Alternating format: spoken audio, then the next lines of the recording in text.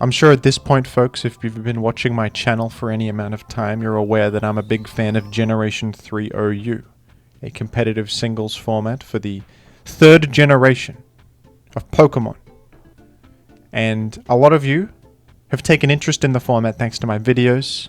There's an influx of new gamers who are wondering, what does this metagame look like? Who's good, who's not? Well, Jimothy's here to help you navigate these difficult waters and to paint a picture for you of what the metagame looks like, at least in my eyes. There's a lot of contention, disagreement about the top spots, and I'm sure many experienced players are ready to get their pitchforks and torches out at some of these placements. For example, Metagross right here. What's that? A lack of respect for Raikou? I'm sorry. I'm sorry in advance for some of my opinions, but that's the beauty of this. We can all have our own opinions and debate a 20-year-old Pokemon video game. And isn't that great?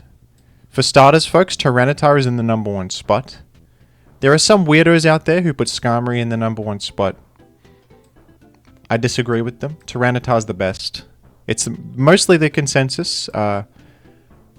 First of all, Tyranitar creates permanent sandstorm on the field when it enters the battle, which, without even doing anything,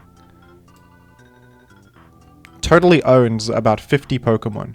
Blissey, Celebi, Suicune, Snorlax, all these Pokemon that are bulky, they want to chip heal up with leftovers. They get a huge amount of their healing cut in half. Totally owned. Has a huge impact on the game simply by being sent out onto the field. And if that wasn't enough, on its own merits, it is a threatening offensive sweeper with Dragon Dance sets. It has bulky physical attacking Focus Punch, wall breaking sets. It has Pursuit Tyranitar is an enabler that can trap and eliminate Gengar. It has mixed attacking sets, Sub Punch mixed sets, Taunt, Toxic, wall breaking, Disruptor sets. Tyranitar is like the most versatile #1 Pokemon in any format ever. It is simultaneously, amazing and powerful, but also manageable. It's a beautiful Pokemon, everyone loves it.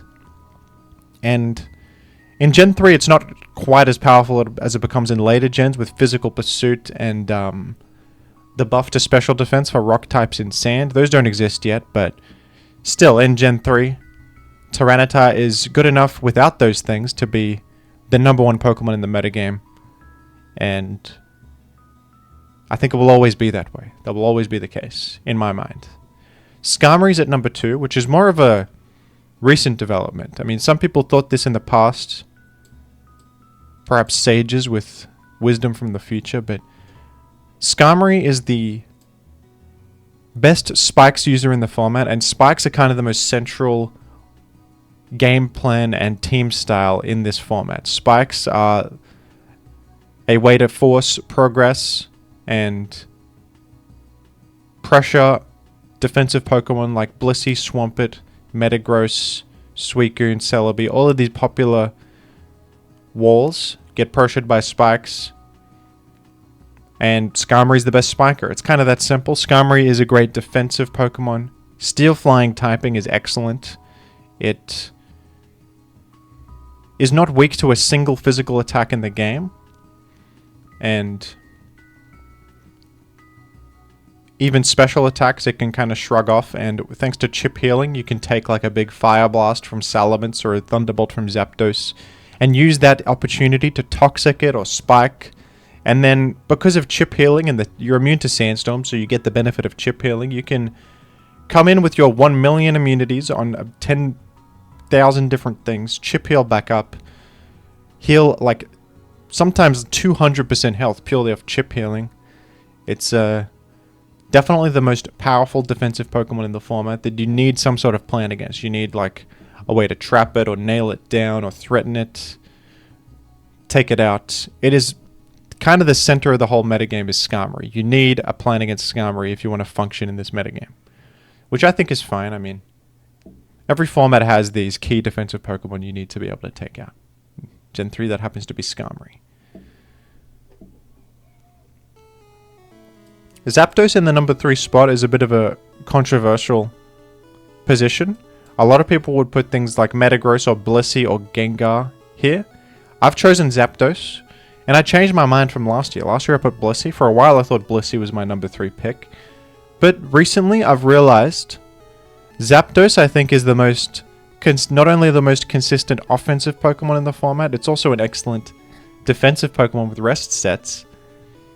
Zapdos improves my win rate and my consistency more than like any other Pokemon. And I feel like the more I use Zapdos, the better my teams become. The better my results become. I don't know. Zapdos is electric flying type, which means it's immune to spikes, it's immune to Dugtrio's Arena Trap effect, it's immune to Earthquake, and it's an extremely simple Pokemon in a way. It's an offensive electric type. It has electric grass or electric ice coverage, and then some utility options like Baton Pass, Roar, Toxic, Thunder Wave, Sub. But that's kind of all it needs. It has these tools that can take on almost anything. It's one of the only things that can reliably pivot in this format, with stuff like U-turn and Volt Switch not existing. Just good old Baton Pass is such a momentum enabler. A defensive switch to something like Blissey or, you know, Flygon or whatever comes in on Zapdos, Jolteon, can easily be punished. Either by Toxic, which can pressure whatever comes in, or Baton Pass to a threat, keep up momentum. Yeah, in a world where pivoting is scarce, Zapdos is like the best pivot. It also has Roar to punish defensive switches. It's kind of just the whole package in one. It's self-sufficient. It can do it can do the job itself. And that's important in this format. A lot of things aren't self-sufficient.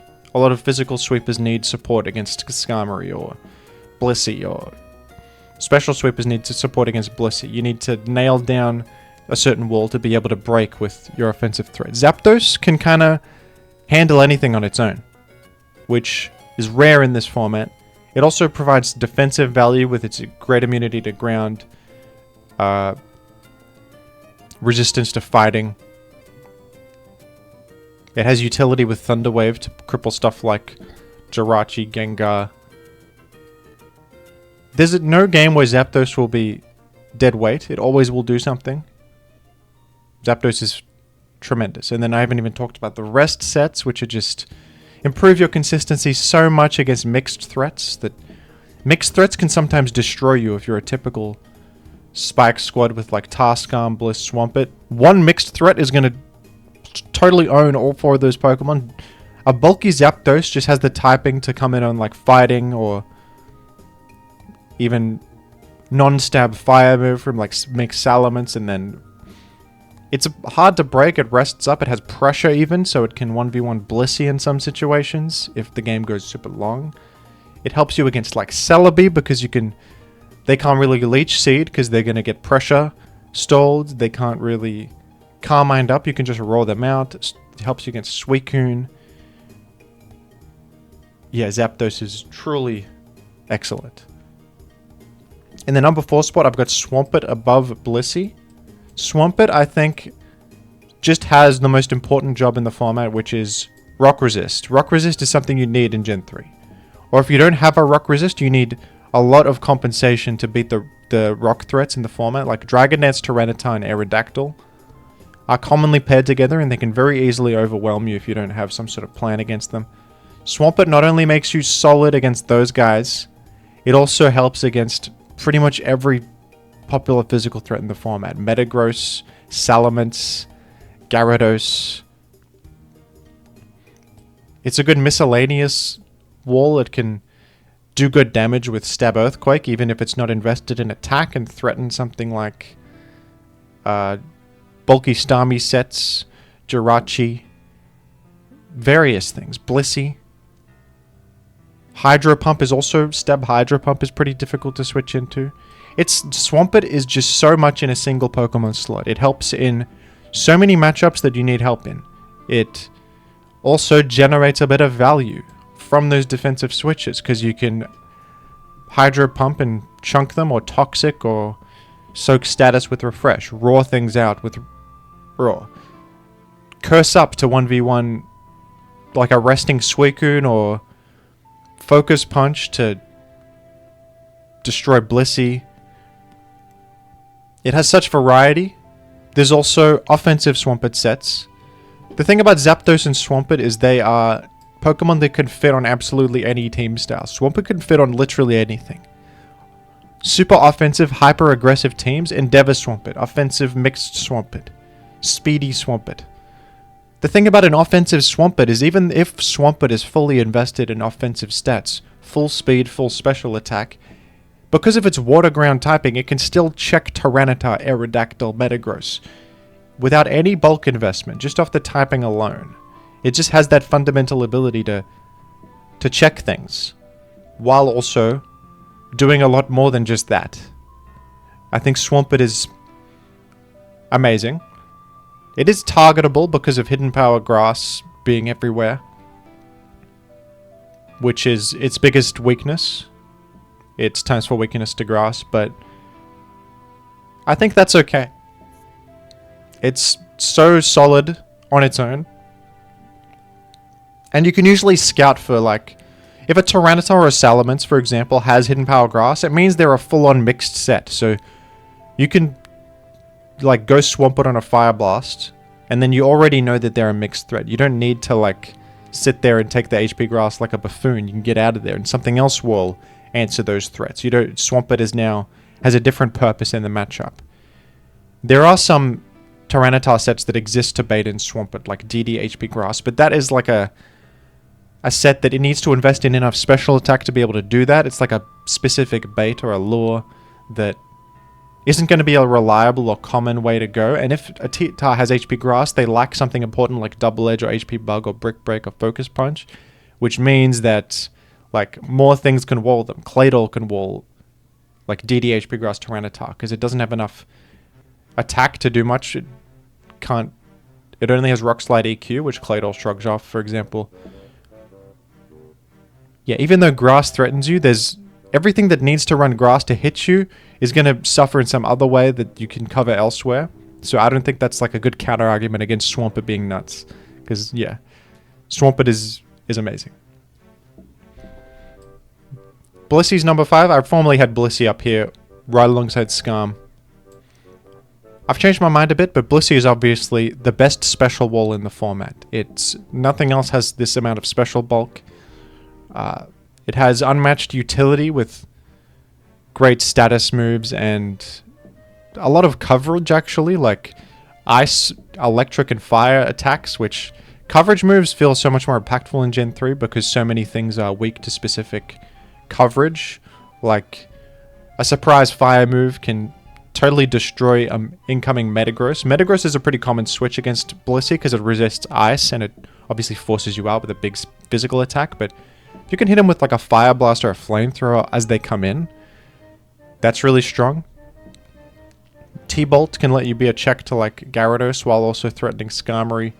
Ice Beam lets you not get owned by Dugtrio, check Salamence, and then obviously the status moves are amazing. Toxic lets you force out other Blisseys or, you know, cripple a Swampert, put them on a clock, enable your physical threats. T-Wave totally cripples something like Gengar or Zapdos or Charizard. And nothing else is quite as solid against special attackers as Blissey is. Offensive Starmie can, if you try to use, you know, alternate special walls on a team, like Celebi's kind of popular, Jirachi, some teams go more offensive direction and use Jolteon, which can come in against Zapdos, and they don't have like a dedicated special wall. Whenever you don't run Blissey, you always open yourself up to some nonsense. Like, nothing is as solid as Blissey is, you know? Celebi's okay, but it's Ice weak, it's Fire weak. Jirachi's Fire weak, you know? Everything else has weaknesses or ways to trap them or nail them down easier. Blissey is as solid as you're going to get, and that's an important role to have. That being said, Blissey is a little bit slow. It doesn't quite fit on any possible team. Because if you want to go in a more offensive direction, Blissey's not a good fit. You want to do, you know, a different plan. Although that will like I just said, make you open up holes against certain special threats, and Blissey improves consistency a lot against special threats.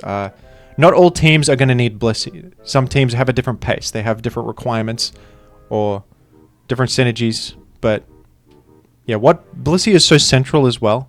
It's a Pokemon you need to plan against. You need to know how to nail it down and bait it in and force progress against it. It's a very central Pokemon. But the reason I have it lower than Swampert and Zapdos, I think Swampert and Zapdos can both fit on absolutely any team at all. And they both have this consistent power that is just always amazing. Blissey, I think, is a little bit below that, but still, like, obviously S tier, incredibly central, incredibly powerful. Next, I've got Salamence, who I've ranked very high here. Above Metagross and Gengar is pretty controversial for Salamence. I think that Salamence, similar to Zapdos, is the second most consistent offensive Pokemon in the format, behind Zapdos, because a mixed Salamence is amazing. It has the coverage to threaten the most popular defensive core in the game. Fire, Blast, HP Grass, Brick Break. That's all you need to hit Blissey, Tyranitar, Skarmory, Swampert, which sometimes a mixed Salamence just totally destroys you. Like, it's so hard to switch in against. It's so difficult to respond to.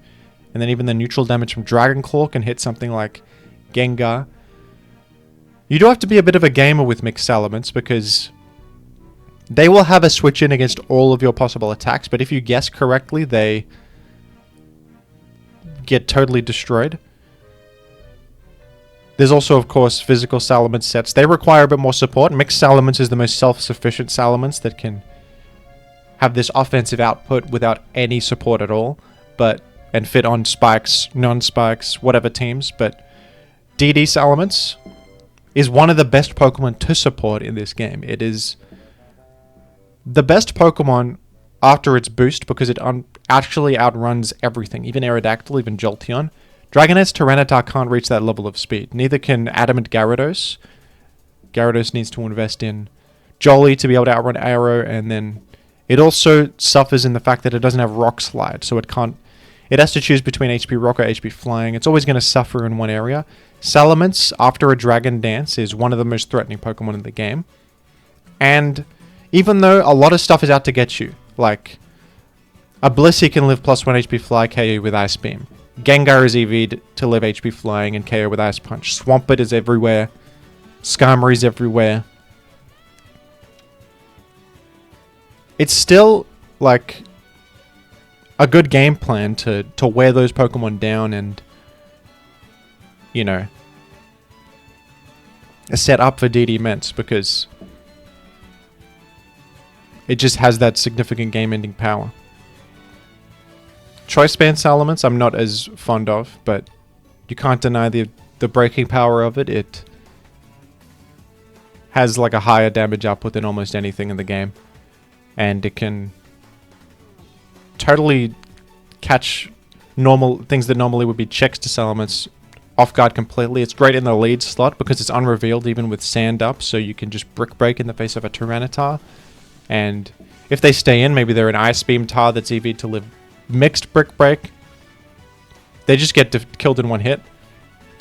Blissey can get caught off guard by that too, because Blissey often lives mixed Brick Break and KOs with Ice Beam or T-Waves, but you can just destroy the Blissey in a single hit. And Wish Salamence is also really good. Wish Salamence, amazing defensive Pokemon on teams that not only need a Spike Immune guy, a defensive wall somewhere, but also an answer to fighting types, because you have Intimidate plus fighting resistance. You can provide Wish support to Pokemon like Hariyama or Forretress, stuff like that can't heal themselves, but are really bulky and can stick around a long time with Wish support. Salamence is a Pokemon that makes you so solid against fighting types, which can be a huge hole for many teams. Yeah, Salamence just extremely good, extremely central, extremely consistent. And Metagross below Salamence is my most controversial opinion here. Most people would have Metagross, if not like number 3, at least top 5. Metagross is amazing. It has a great typing, Steel Psychic, with very important resistances to like Rock Normal. It has Clear Body, meaning it can't be intimidated, which is very valuable for a physical wall breaker. It can be a plan against Tyranitar. It can help you against Aerodactyl. It has these great defensive qualities while also having almost unmatched offensive power with its explosion, probably the strongest explosion in the game. Definitely the strongest explosion in the game. Choice Band Metagross Explosion can one-hit KO Skarmory. That's how good it is. You can trade with switch-ins like Swampert and Milotic, meaning even Pokemon that beat Metagross are kind of scared of it because they can just get deleted by Explosion, enabling a teammate like Tyranitar. You know, if a Metagross explodes your Swampert, what do you do against Dragonair's Tyranitar now? Metagross is so scary in that way with the threat of explosion, always keeping you on your toes. And Meteor Mash is kind of a stupid and busted move that can defy logic sometimes. You can get a Mash attack raise. There's a 15% chance to get an attack raise off Meteor Mash, which just completely destroys things like a Milotic and Swampert that was previously supposed to be solid checks. So Metagross is a Pokemon that can kind of defy logic and just threaten the entire world. The reason I've got it below all these other guys is I just find it less consistent, and there are teams that rely on Metagross as the sole rock resist. I don't find those teams as solid as teams that use Swampert or have more support against those. Metagross is kind of an important Pokemon on offensive teams though. It's one of the most important Pokemon because it provides defense and offense in one slot. Like, you can use its sheer bulk to come in on certain things and then turn that into offense by either threatening what's in front of you just with attacks or just threatening explosion, which trades, keeps momentum up, allows you to get something else in, which is probably going to benefit from whatever you just exploded on. Agility Metagross is one of the best game enders. After an Agility, Metagross will outrun the entire metagame, and then it's a very awkward position to be in against an Agility Metagross. You can't really... They could have Rock Slide to hit like a Zapdos or a Moltres, and Explosion threatens almost everything. But yeah, Metagross is obviously amazing. I wouldn't blame anyone for putting it higher. This is kind of just my personal preference. I find everything above it more consistent. That's just my reasoning, basically. Gengar is another... That's the thing about all these Pokemon. They're very interchangeable. I think, like, there's a lot of disagreement on the placements of these. Gengar could even be as high as number 3 or number 2. It used to be. Consensus number 2. I got Gengar here. Gengar is like the most versatile Pokemon in the format, one of the best fast offensive threats thanks to all its coverage, its valuable immunities, while also providing the incredibly pivotal utility of blocking Rapid Spin and Explosion. It is immune to poison, meaning it can come straight into Skarmory, and from there threaten Will-O-Wisp, which will cripple almost anything. It can threaten a huge amount of coverage and even threaten special walls like Blissey with Explosion, and the rare Focus Punch or Will-O-Wisp Taunt can force chip damage with Spikes and Sand against Blissey. Gengar can kind of do whatever the hell it wants. It is the most customizable Pokemon in this format, even more so than things like Tyranitar and Swampert and Snorlax. Gengar can run so many different EV spreads, be tailored to live specific hits, hit specific speed benchmarks. You can even run full-on... You've seen Arctic's Gengar sets that run like Mean Look, Curse, Rest, total bait Gengar. You can run like Choice Band, Shadow Ball Gengar. You can go so crazy with Gengar. It has so many options, so many different ways to use it. It's kind of the most beautiful Pokemon of all time, almost. It's so versatile, and it's incredible. But I got Gengar below these fellas above it because it doesn't have as pivotal of a role, I think. Gengar used to be almost an auto-include because of the ability to block Rapid Spin, which was like the most central concept in the format. It was make spikes, block Rapid Spin, but I think that Spikes teams can function without Gengar and be totally fine, and that kind of thing is rising in popularity. Gengar also doesn't fit on every single team style. You can probably make it fit in some weird way, but it's not going to have a pivotal role in something like a mag physical offense or, I don't know, mixed offense or spikeless offense of some kind. Usually you see it on Spikes teams or Superman teams that are trying to ignore spikes, or weird stall teams, sometimes on offensive non-Spikes teams that aim to maybe eliminate Gengar special offense type things, but Gengar is usually used on Spikes teams because of the spin blocking offensive power. Gengar is so versatile that I could almost see it rising on the ranks with some weird discovery being made about how to further take advantage of Gengar. It's almost like we haven't even scratched the surface of what Gengar could possibly enable and what it could do, but yeah, I don't know. I think it's not as important as something like Swampert, Blissey, Metagross. Salamence is also more consistent, fits on more kinds of teams. Same with Zapdos.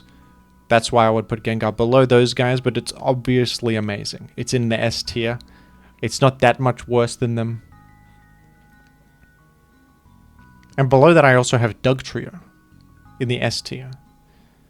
Some might consider this a high placement of Dugtrio. I think that Dugtrio, much like Zapdos, what I said earlier about Zapdos, has personally improved my consistency and my win rate a lot as I've used it more. I think Dugtrio can allow you to cheat a little bit. If you don't have a super solid rock resist, for example, Dugtrio can eliminate Tyranitar. If you kind of suck against fighting types, Aerial Ace can eliminate Heracross and Breloom. If you kind of suck against Carmine Jirachi or Metagross or a lot of stuff, Dugtrio can eliminate it. It can eliminate Celebi. And it can be used in weird ways with you chip things into range and eliminate them, like a Starmie or the occasional Raikou. There's a lot of Dug weak fellas that, if you don't have Dug, can be a huge problem, but Dug sort of prevents a lot of random nonsense from being able to beat you, while also helping against a lot of relevant, commonly seen stuff that you need an answer for. You need some plan against.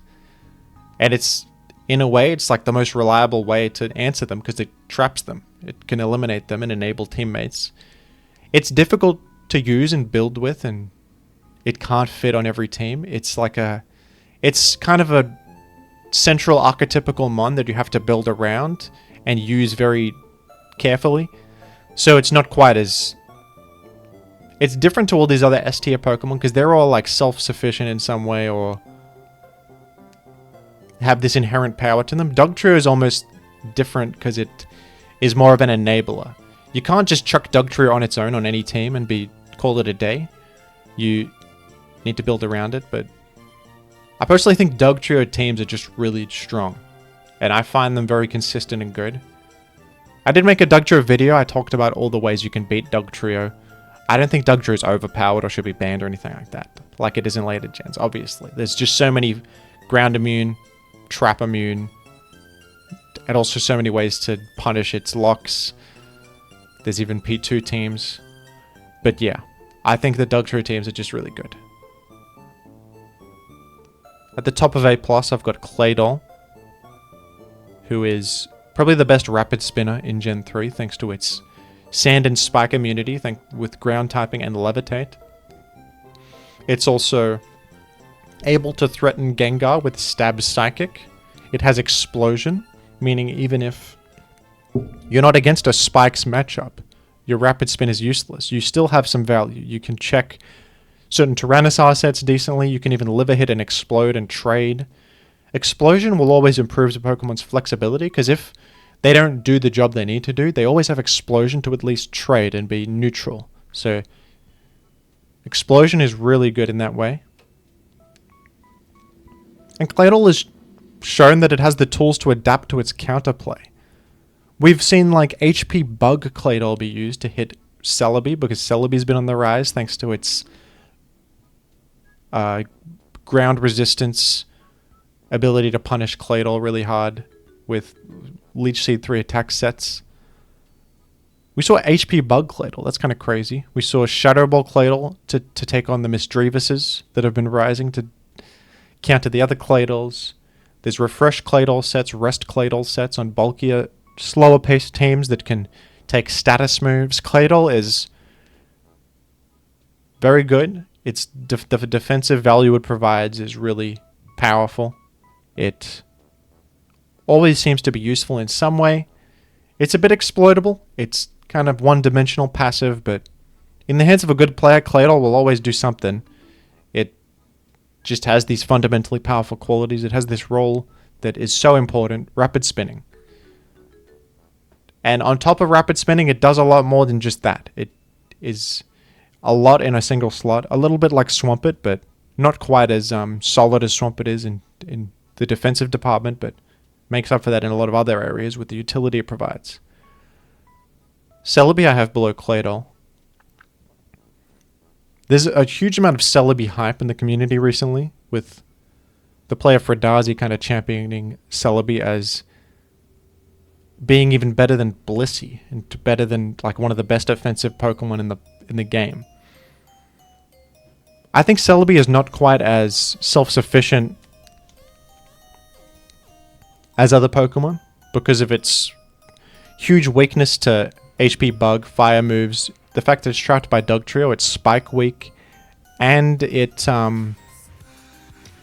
doesn't really hit that hard, and it has a bit of 4 move slot syndrome. Like Celebi, its best stab is HP Grass or Giga Drain, and usually players run Giga Drain because they need HP Fire for coverage. You can't run 2 different HP types. So Celebi, that being said, Leech Seed is one of the best moves in the game. Celebi is the best Leech Seed user. Leech Seed is really, really good. And the Leech Seed 3 attack set that's been on the rise is kind of Celebi at its most self-sufficient because it can Leech Seed, which is always a good click, and then with the support of Leech Seed, it kind of enhances the weakness of your damage is made up for by the chip and the healing and the progress of Leech Seed. So, for example, Skarmory can against more passive Celebi sets that don't have HP Fire, that rely on Leech Seed for progress, Skarmory can kind of just take the Leech Seed, not really care, spam spikes, use you as like fodder to make its progress. But this set is much more proactive, and I think it's a very good development for Celebi. And then Celebi also obviously has a lot of merit on like Magneton teams, because once Skarmory is eliminated, Celebi becomes a lot better.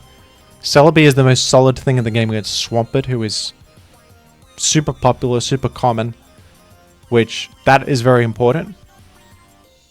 I've been using Celebi more recently, I'll admit it, and I think it's a very powerful Pokemon. But yeah, it does have those weaknesses to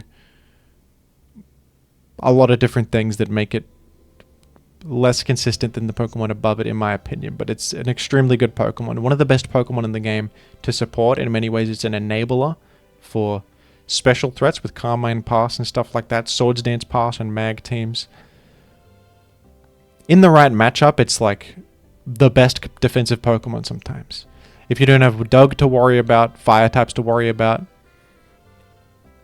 it just Leech Seeds up, sits there. You can't status it. You can't touch it. Gengar's afraid of it. Everything's afraid of it. It's so annoying sometimes to beat Celebi. It feels like the best Pokemon in the game in some matchups, but it has these things keeping it from being too insane. You know?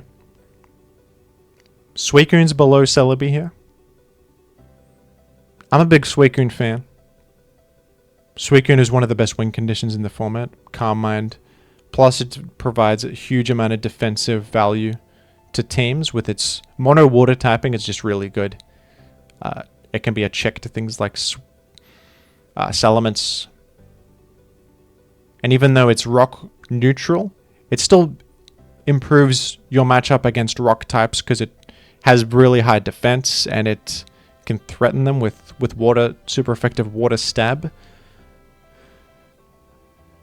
I will say I much prefer the defensive variant of Suicune. There are some people who like offensive Suicune sets with like Hydro Pump, Calm Mind, Ice Beam, HP Grass, like full on coverage, no rest, no longevity, just full on offense. Sometimes they run Raw or Sub.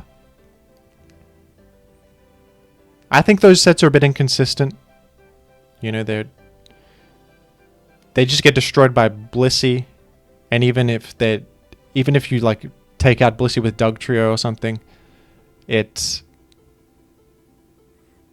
you still have issues against like Zapdos. You're pretty slow, you're spike weak. You're not super consistent, but the defensive sets are amazing.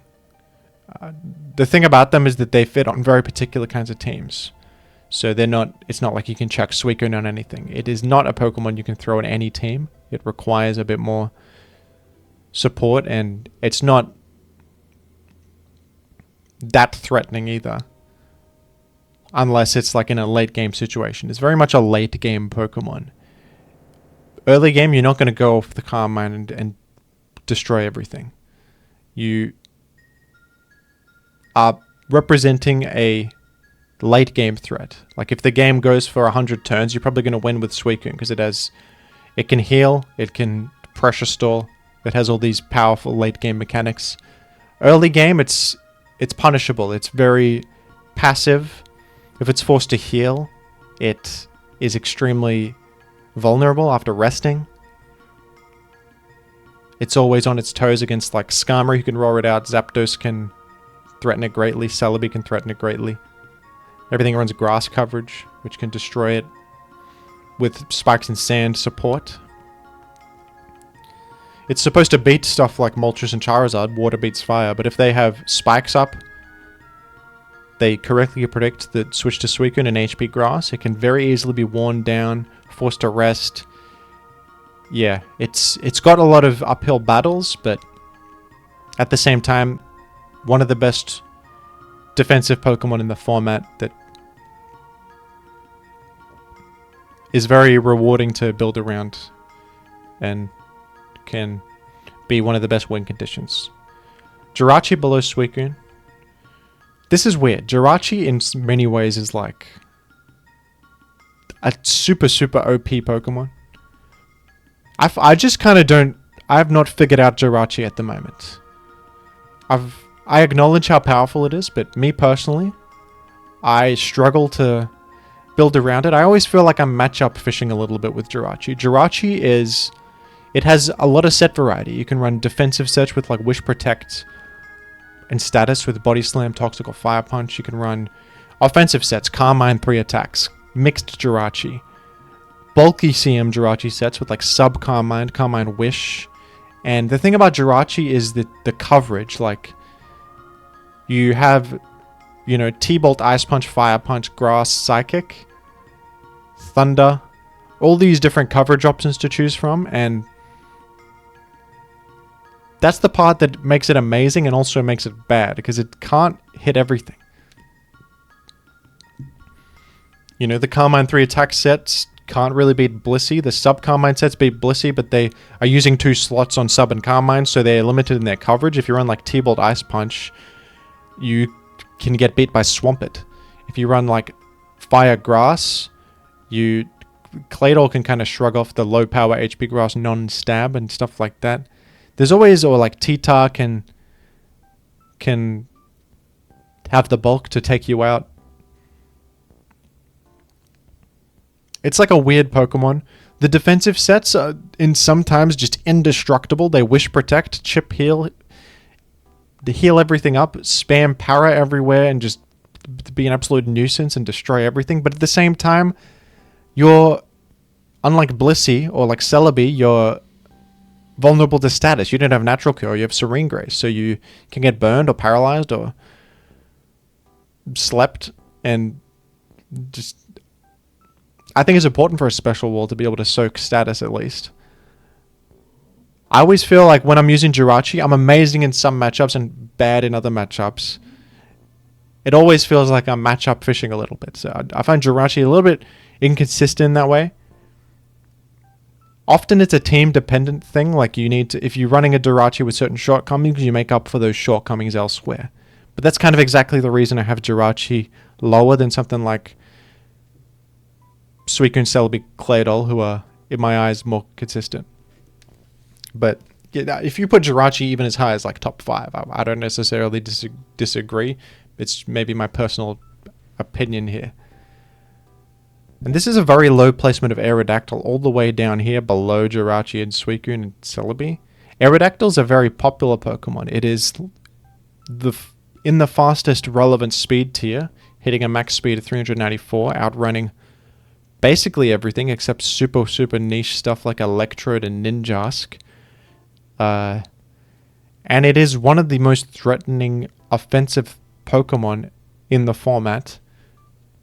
With spikes down, the sheer speed of Aerodactyl being able to outrun anything means it's like the best revenge killer. If you sacrifice and bring an arrow in, that's like a huge momentum shift back in your favor, because you will 100% force out whatever's in front of you. Or most of the time you will, because of just how fast you are. And the enemy has to guess right, or they're going to take a massive amount of damage. You can threaten progress against like Swampert, who is, a rock resistance, but if they take spikes, double edge, you can't take that many of those in a single game, and you're going to be worn down. The reason I've got Aerodactyl pretty low is because Aerodactyl allows you to cheat in similar ways to Dugtrio, thanks to its speed and the offensive momentum it provides. You can be like bad defensively, lack certain checks, but it's okay, because if you lose a Pokemon, you get Aero in to make up for it. Nothing else has that level of like momentum shift power. Almost nothing does. The reason I've got Aero low is purely because recently I've found Aero to be annoying to use and inconsistent personally. I think that I feel like every single team has like a million answers to it, and because it's so central and popular, everyone's kind of out to get Aero right now. There's like bulky Protect Metagross on the rise, and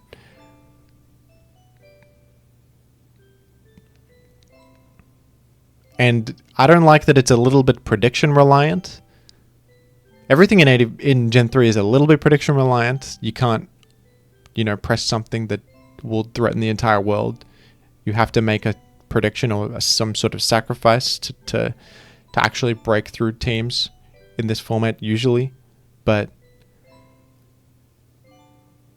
something about using Aerodactyl recently has felt like inconsistent.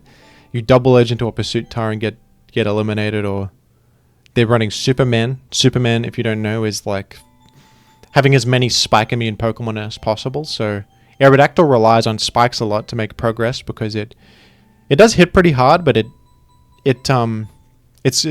will threaten most like frail offensive Pokemon and probably one-hit KO or almost one-hit KO them. But most defensive Pokemon can kind of shrug off Aerodactyl's hits decently enough. So you need the support of spikes, but then if everything on their team is spike immune, Aerodactyl has a little bit more trouble.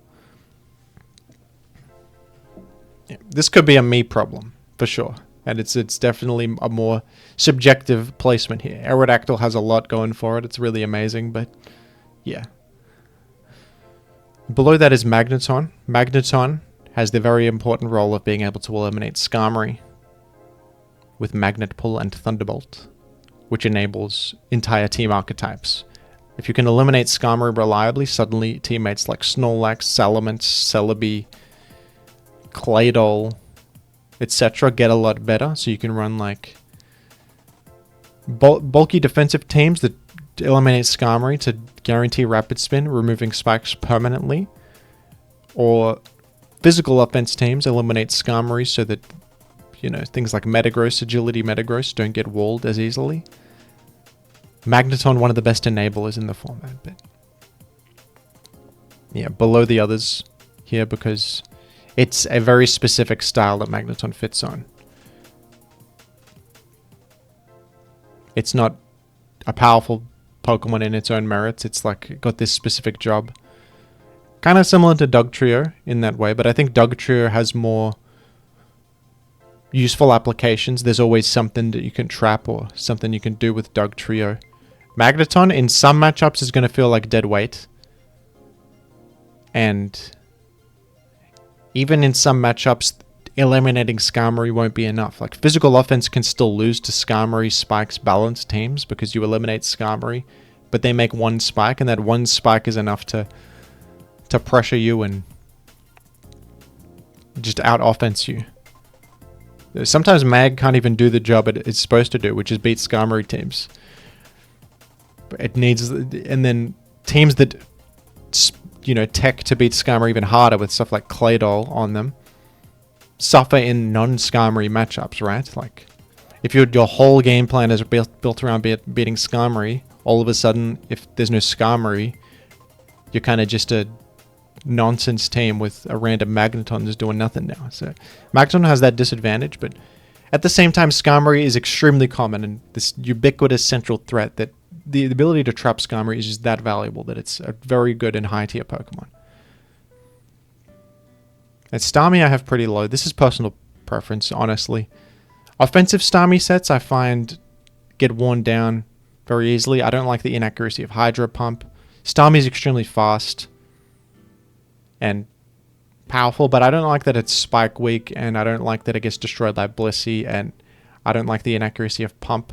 I personally find it to be less consistent than other offensive threats that are on Spike's teams, like Aero and Zapdos and Salamence. But it does have the unique role of being an offensive threat that can also spin. I personally don't value that as much as other people maybe do. And as far as defensive Starmie sets, I think they're very good. Like Recover, T-Wave, Surf, Rapid Spin type sets. It's a good bulky Rapid Spinner. With Natural Cure, it even has status protection. And what's nice about it is, in some matchups, it feels indestructible. You just spin so reliably and you just spread power everywhere, you recover up.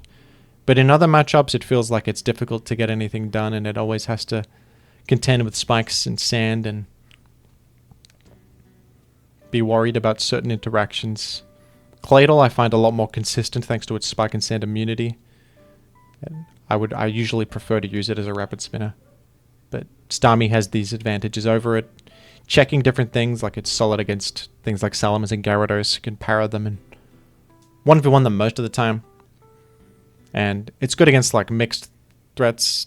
It's decent enough against them if you come in on a Fire Blast or something from mixed Salamence. You are now threatening a T-Wave.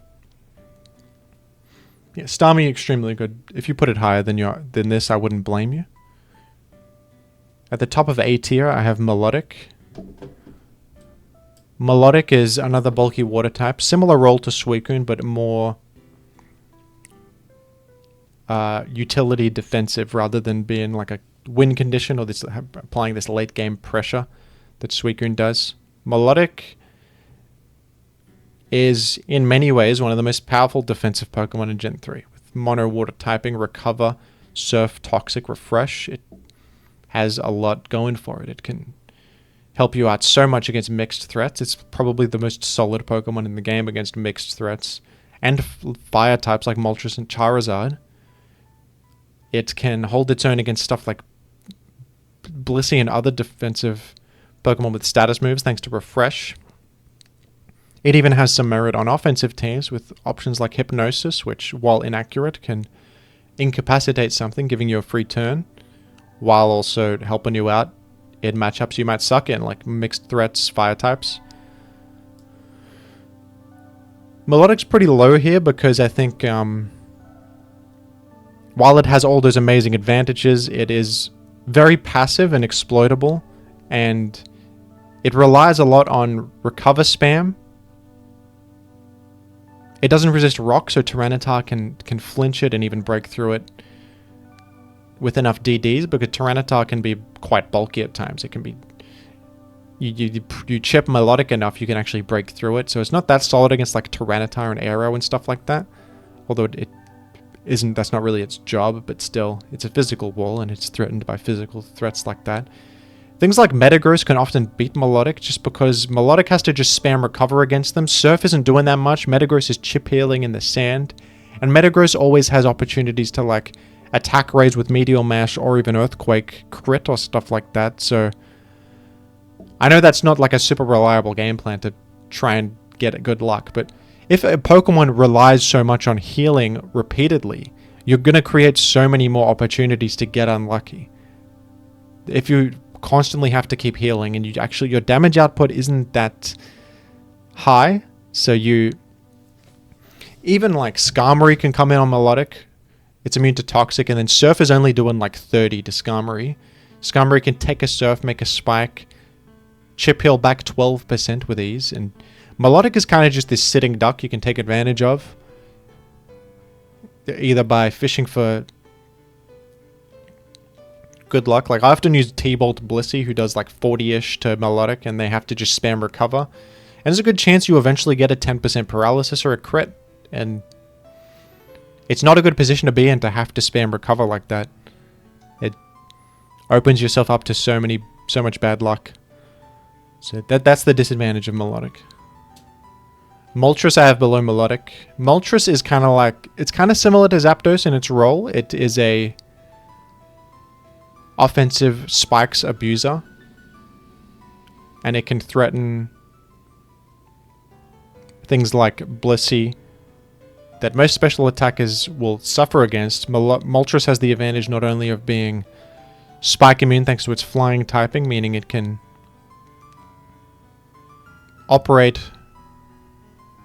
very well in the metagame. It also has these great tools like Will-O-Wisp and Roar to threaten even the things that check it. It also has a bit of advantages over Zapdos, despite being a bit slower. That's probably the biggest disadvantage. It is way more solid against Metagross in particular because it resists Meteor Mash and it threatens a one-hit KO with Flamethrower. And Fire Grass coverage is really powerful. Zapdos will have Electric Grass or Electric Ice coverage, which is also good, but Moltres has the ability to hit like Jirachi, Celebi, Metagross, and a lot of neutral targets too. Overheat is one of the rare like high base power moves in Gen 3.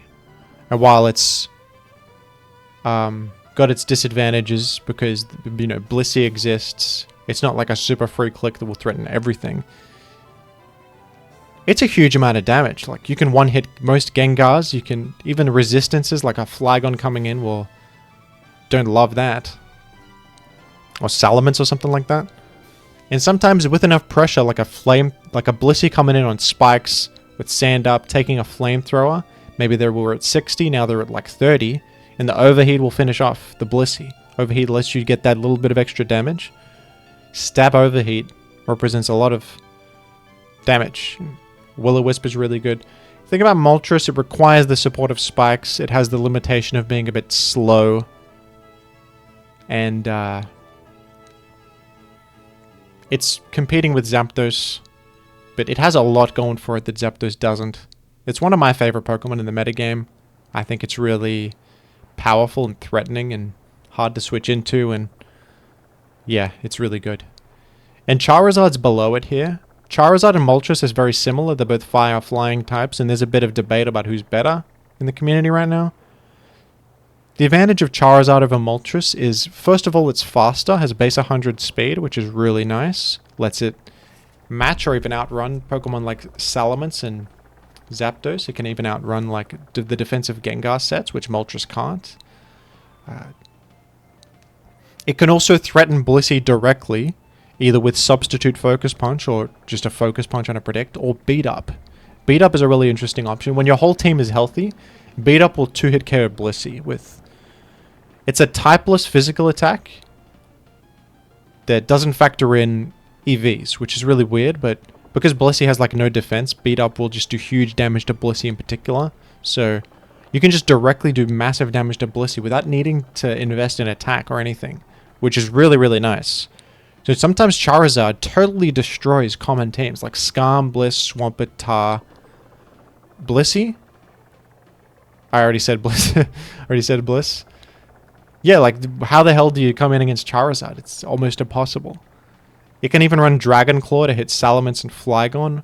HP Ice, Toxic, as I said, I like, because HP Ice will outrun most Salamence and one-hit KO them, which is a popular answer to Charizard because Salamence resists both fire and grass.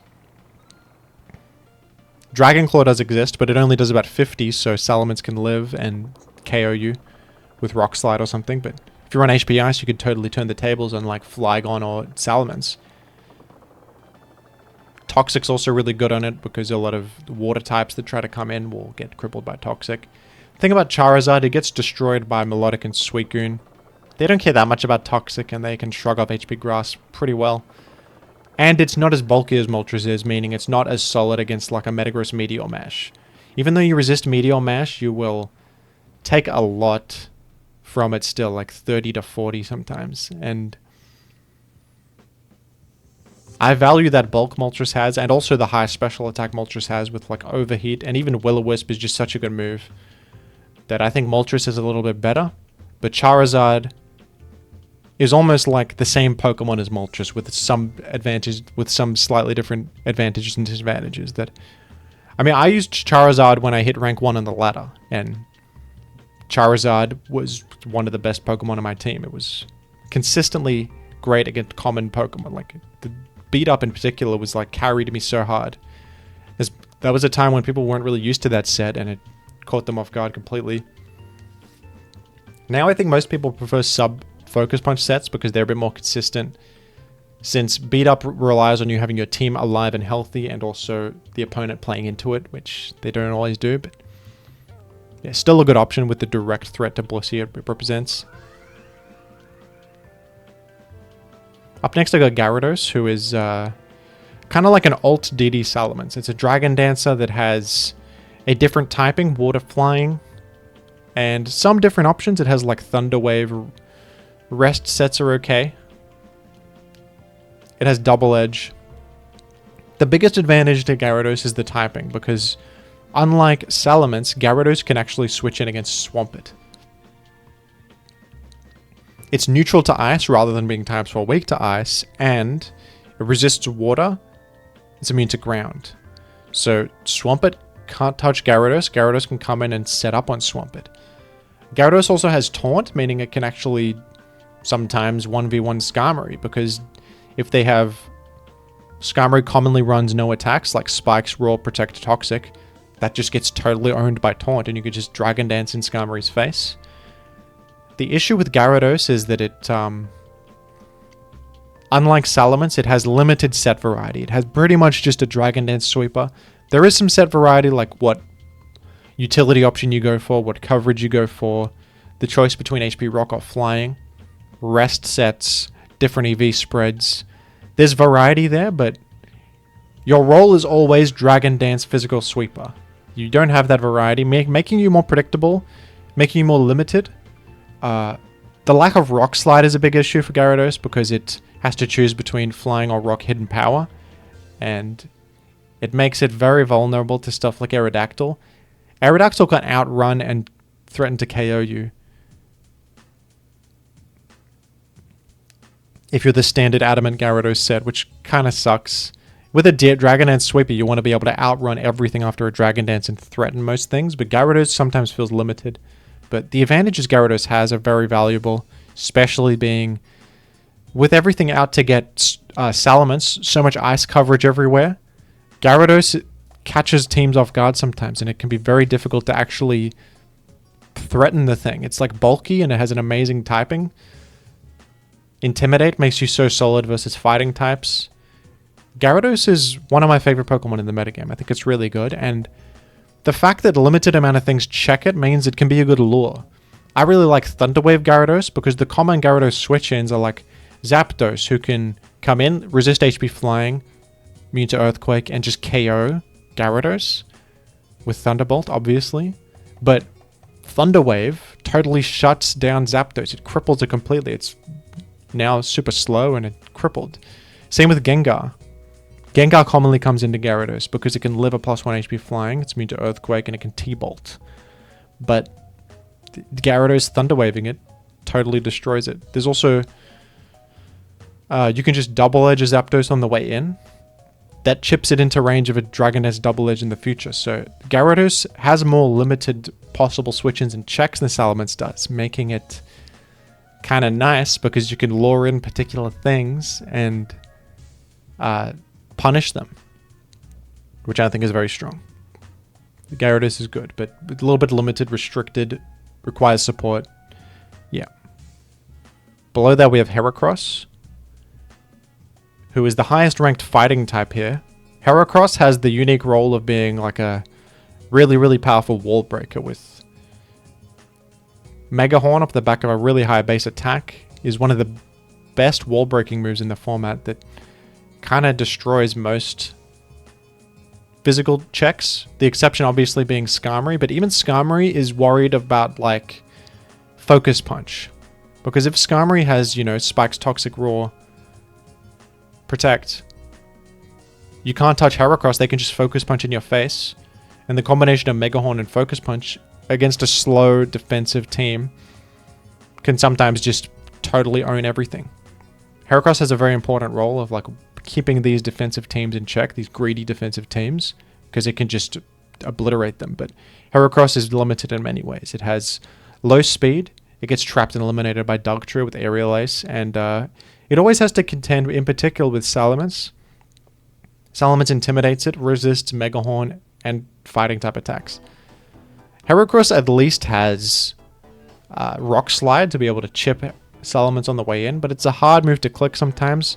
Salamence can still shrug it off decently, taking like 30 and forcing it out. And because Salamence is immune to spikes, it's a bit hard to nail it down and eliminate Salamence sometimes because it can ignore the chip of spikes, while Heracross, on the other hand, is spike weak. It's just a bug fighting type. But still, Heracross is a very good wall breaker, and it has a very important role in the metagame of being such a good wall breaker. Forretress is the second spiker on the list here, below Skarmory. It's pretty low on the list. Forretress is a Pokemon that on the surface seems really good. It's Bug Steel, which is a great defensive typing. It's got Spikes, Rapid Spin, and Explosion. That's three of the best moves in the game. Unlike Skarmory, it can actually hold its own against Magneton with Earthquake. Is a really good option to have because you can just destroy one-hit KO Magneton. HP Bug is nice. Stab HP Bug threatens both of the common Rapid Spinners in the format, Claydol and Starmie. That's really nice because you can spike up. If they go to their Rapid Spinner, they're going to take like a huge amount of damage. Even if you don't have much attack investment, you're doing a lot. An Explosion improves your flexibility so much. Explosion can allow you to trade with something like Zapdos. I'm just looking at the Pokemon. You can take out like a Suicune, a Celebi, or a lot of different things. If you don't want to make spikes, if you're up against a Superman team that is just totally immune to spikes, spikes are useless, you still have Explosion. Explosion's always nice. And you have Rapid Spin to remove their spikes. It's a lot of utility in a single Pokemon. But it's limited in some ways. Forretress is pretty bad against Gengar because Gengar is immune to Rapid Spin, Explosion, and it can run Fire Punch and Will-O-Wisp, both to kind of cripple you. So Forretress is commonly used alongside Pursuit Tyranitar. It's kind of a requirement. Forretress kind of needs Pursuit Tyranitar because Pursuit Tyranitar eliminates Gengar, allowing Forretress to freely Rapid Spin. So that's a limitation, and it makes your game plan very obvious, which can be a big disadvantage against like a good player who knows what's up. Forretress also, it's not as solid of a physical wall as Skarmory is. You really feel the impact of like ground immunity and that physical bulk with Skarmory, and the ability to raw stuff out. Like Skarmory can check Metagross very well. Even though you resist Meteor Mash on Forretress, Metagross can kind of 1v1 you with Earthquake, can do a lot to you, and you can't really hit it back that well. Earthquake, it doesn't do much. If you're one of the unfortunate sets that's running HP Bug, which I think is the best set because it threatens Claydol and Starmie, but against Metagross you really suck. You can't do any damage to it. You are like neutral to Earthquake, and Metagross hits hard. So Skarmory, the ground immunity in particular is such an advantage, not only for spike immunity, but ground immunity helps so much as a steel type. Forretress is... Like, Skarmory is so much more solid on its own than Forretress is. And Forretress, being your main spiker, opens up a lot more defensive holes. Sometimes it's better to just have a combo of Skarmory and Claydol. That's basically like a Forretress in 2 Pokemon. Forretress... It also is a Pokemon similar to Jirachi that feels a bit like a matchup fish to me sometimes. In some matchups, Forretress destroys because you're up against like Skarm, Claydol. Every time you see Skarmory, you can just go Forretress, rapid spin. They can never make spikes. They can never do anything. You just win the spike war single-handedly because you can just rapid spin them every time. But then in other matchups, you just suck at making progress. You get totally owned by spikes and you might even get mag trapped. It feels a bit inconsistent to me compared to Skarmory. Obviously, Skarmory's like just that powerful, but still a relevant Pokemon in the metagame. A good Pokemon. A Pokemon that is commonly seen in tournaments. A lot of players like it. Yeah. A tier, I think, is appropriate for Forretress. At the top of B+, I have Flygon, who is an alternative rock resist to Swampert. Kind of has a similar role. It can check Tyranitar and Aerodactyl. But the biggest advantage of Flygon is that it's immune to ground and spikes. Flygon has Levitate. That's really powerful. And Flygon is kind of the key component to a team archetype called Superman, which is a team archetype that aims to ignore spikes as much as possible, with as many spike immune Pokemon with Levitate or Flying type on the team. And Flygon has the important role of being a spike immune Pokemon that can check Tyranitar and Aerodactyl. Nothing else can do that. And without Flygon, that team style wouldn't be able to function, I think. Flygon is an enabler for an entire team archetype, which I think gives a lot of merit. But it has a lot of disadvantages compared to Swampert in the sense that, first of all, it can't check Salamence or Metagross very well. It's okay against Salamence. If you invested fully in defense, which you usually are, you can like toxic them, at least rock slide them, which is good damage.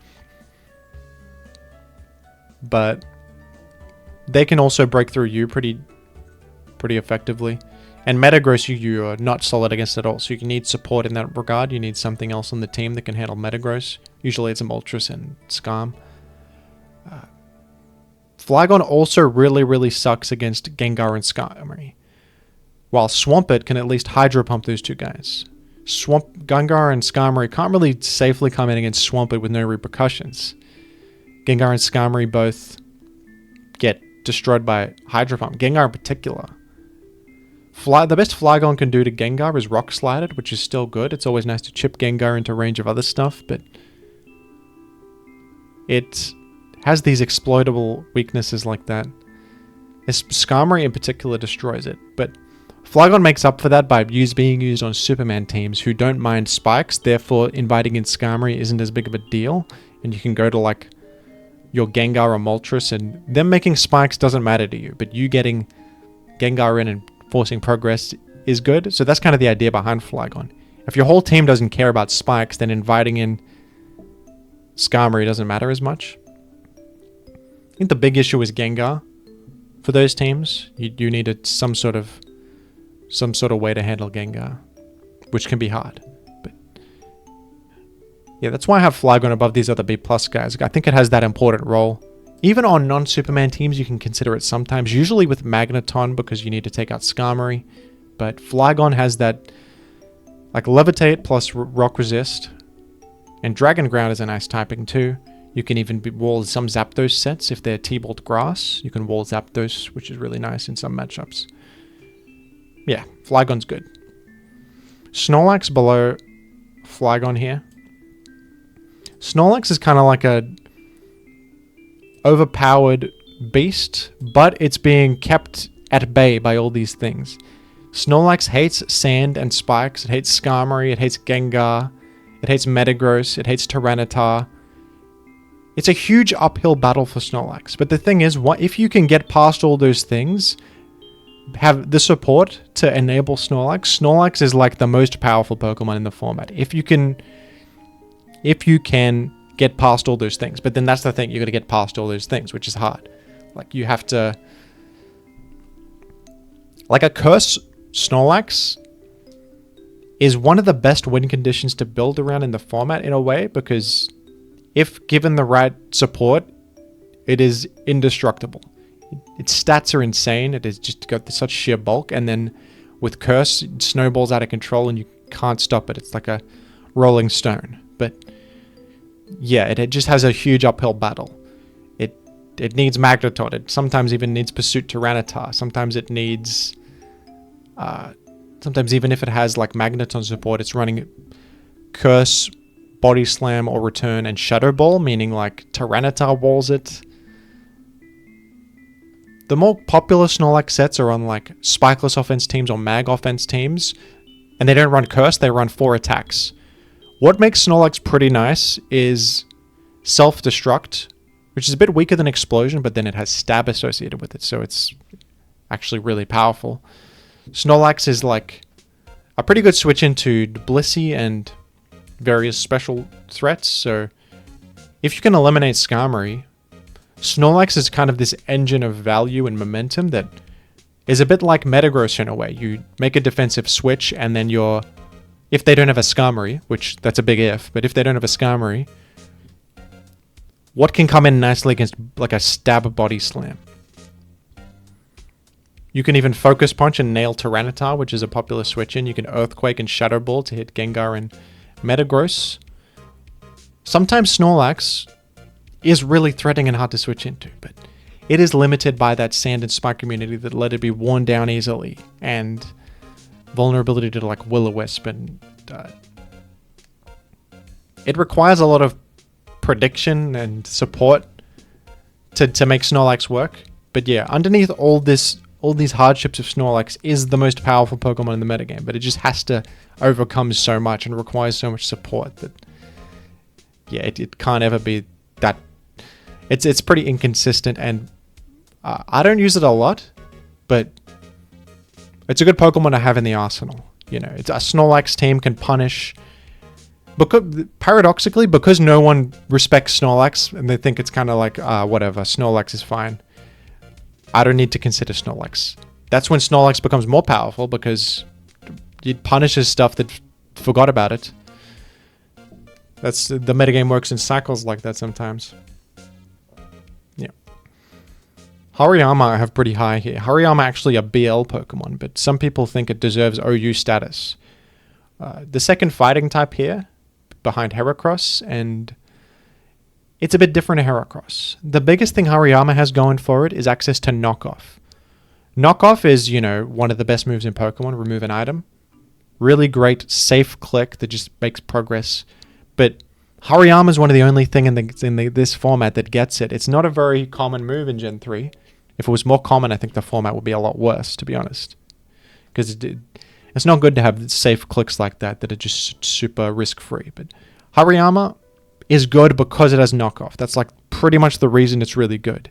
And it has more on top of that. Like Knockoff is a move that will always do something, but especially in a metagame with permanent sand. It can knock off leftovers, which means you're going to take sand chip for the rest of the game. Or remove lefties from Skarmory, meaning Skarmory's now on a clock. It can't chip heal. That's massive. But yeah. Hariyama, beyond that, can kind of check Tyranitar because it resists rock and it threatens it with a one-hit KO with a fighting type attack. It also is pretty threatening. Like it has guts, meaning it can't be burned, and it matches up pretty nicely against like Gengar because Gengar relies on burn to answer a lot of physical threats, but Hariyama's immune to burn, and if it gets burned, it can KO with Rock Slide or just run HP Ghost. Focus Punch, really good move that can force a lot of damage. Hariyama, in threatening not only knockoff, but a lot of physical damage, is kind of like this monster that is hard to switch into because you don't want to get knocked off on something important. But at the same time, that if you switch to something that is less important, they're probably threatened by Hariyama's coverage. So like Salamence is really solid against, you know, Brick Break, Focus Punch, HP Ghost. Even Rock Slide it can shrug off, and then it forces out Hariyama. But What if you get knocked off? Now you're getting Sand Chip for the rest of the game. You can get slowly worn down. And if Hariyama is forcing in that Salamence every time, it's going to do that little 10% or whatever from Brick Break, 20% from Focus Punch, plus the Sand Chip. And Salamence is all of a sudden on a clock. That's what's great about Hariyama as a fighting type. Knockoff kind of allows it to have this ace up its sleeve against what should be its biggest counters, like Skarmory, Gengar, Salamence are the biggest fighting type counters in the game usually, but Knockoff cripples all of them. That's what's great about Hariyama. And it's really bulky. Thick Fat is another option you can consider on Stolia teams. Makes you solid versus fighting types and even some Tyranitar sets. Yeah, good Pokemon. I think it should be OU. I think at this point, Hariyama should be OU. I would agree. And underneath Hariyama, I got Jolteon, who... Jolteon is interesting. It is tied with Aero at 394 max speed, making it in the fastest relevant speed tier in Gen 3. And it has a Volt Absorb, which is excellent. Lets it come in against stuff like Zapdos and Gengar. Also, since it's faster than Dugtrio, it's the only like mono electric type that can actually beat Dugtrio, because you can outrun it and just KO with Hidden Power, Ice or Grass, or Baton Pass out. So Jolteon can actually hold its own against Dugtrio because it outruns it. You can threaten it or just escape. The issue with Jolteon is if you're relying on Jolteon as an answer to Zapdos, it's a little bit unsafe because Zapdos can T-Wave you, which will just totally destroy your Jolteon and be very rough for you. Also, if you're T-Waved, now Doug can trap you. Jolteon also has a bit of an uphill battle against the Claydol, who has become a lot more popular in recent years. Jolteon used to be better in previous meta, I think, but because of Claydol, Jolteon relies on spikes a lot for its damage because it doesn't hit that hard on its own, but it forces switches, it outruns things a lot like Aerodactyl. But the thing about that is that Claydol's immune to both sand and spikes, immune to electric, and it can shrug off HP Grass decently. So Claydol asks a lot of Jolteon. You have to predict it coming in, and even then it chip heals it back. It doesn't have the spikes chip racking up enough damage to really break through it, and Claydol just forces you out because it can Earthquake you and kill you. So that's rough for Jolteon. But despite that, I think Jolteon's still very good. I would definitely use it in a tournament game. I would like to return to Jolteon, build around it again.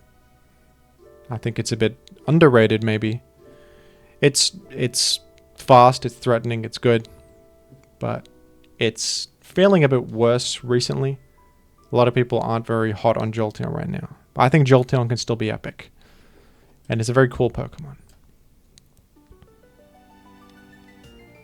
Porygon 2 is up next. I think that despite being very niche, I made a video about Porygon 2, maybe you've seen it. Porygon 2 is the only thing that can counter-trap Dugtrio. It traces Arena Trap and it can recover stall all the Earthquakes and then take out Dugtrio with Ice Beam.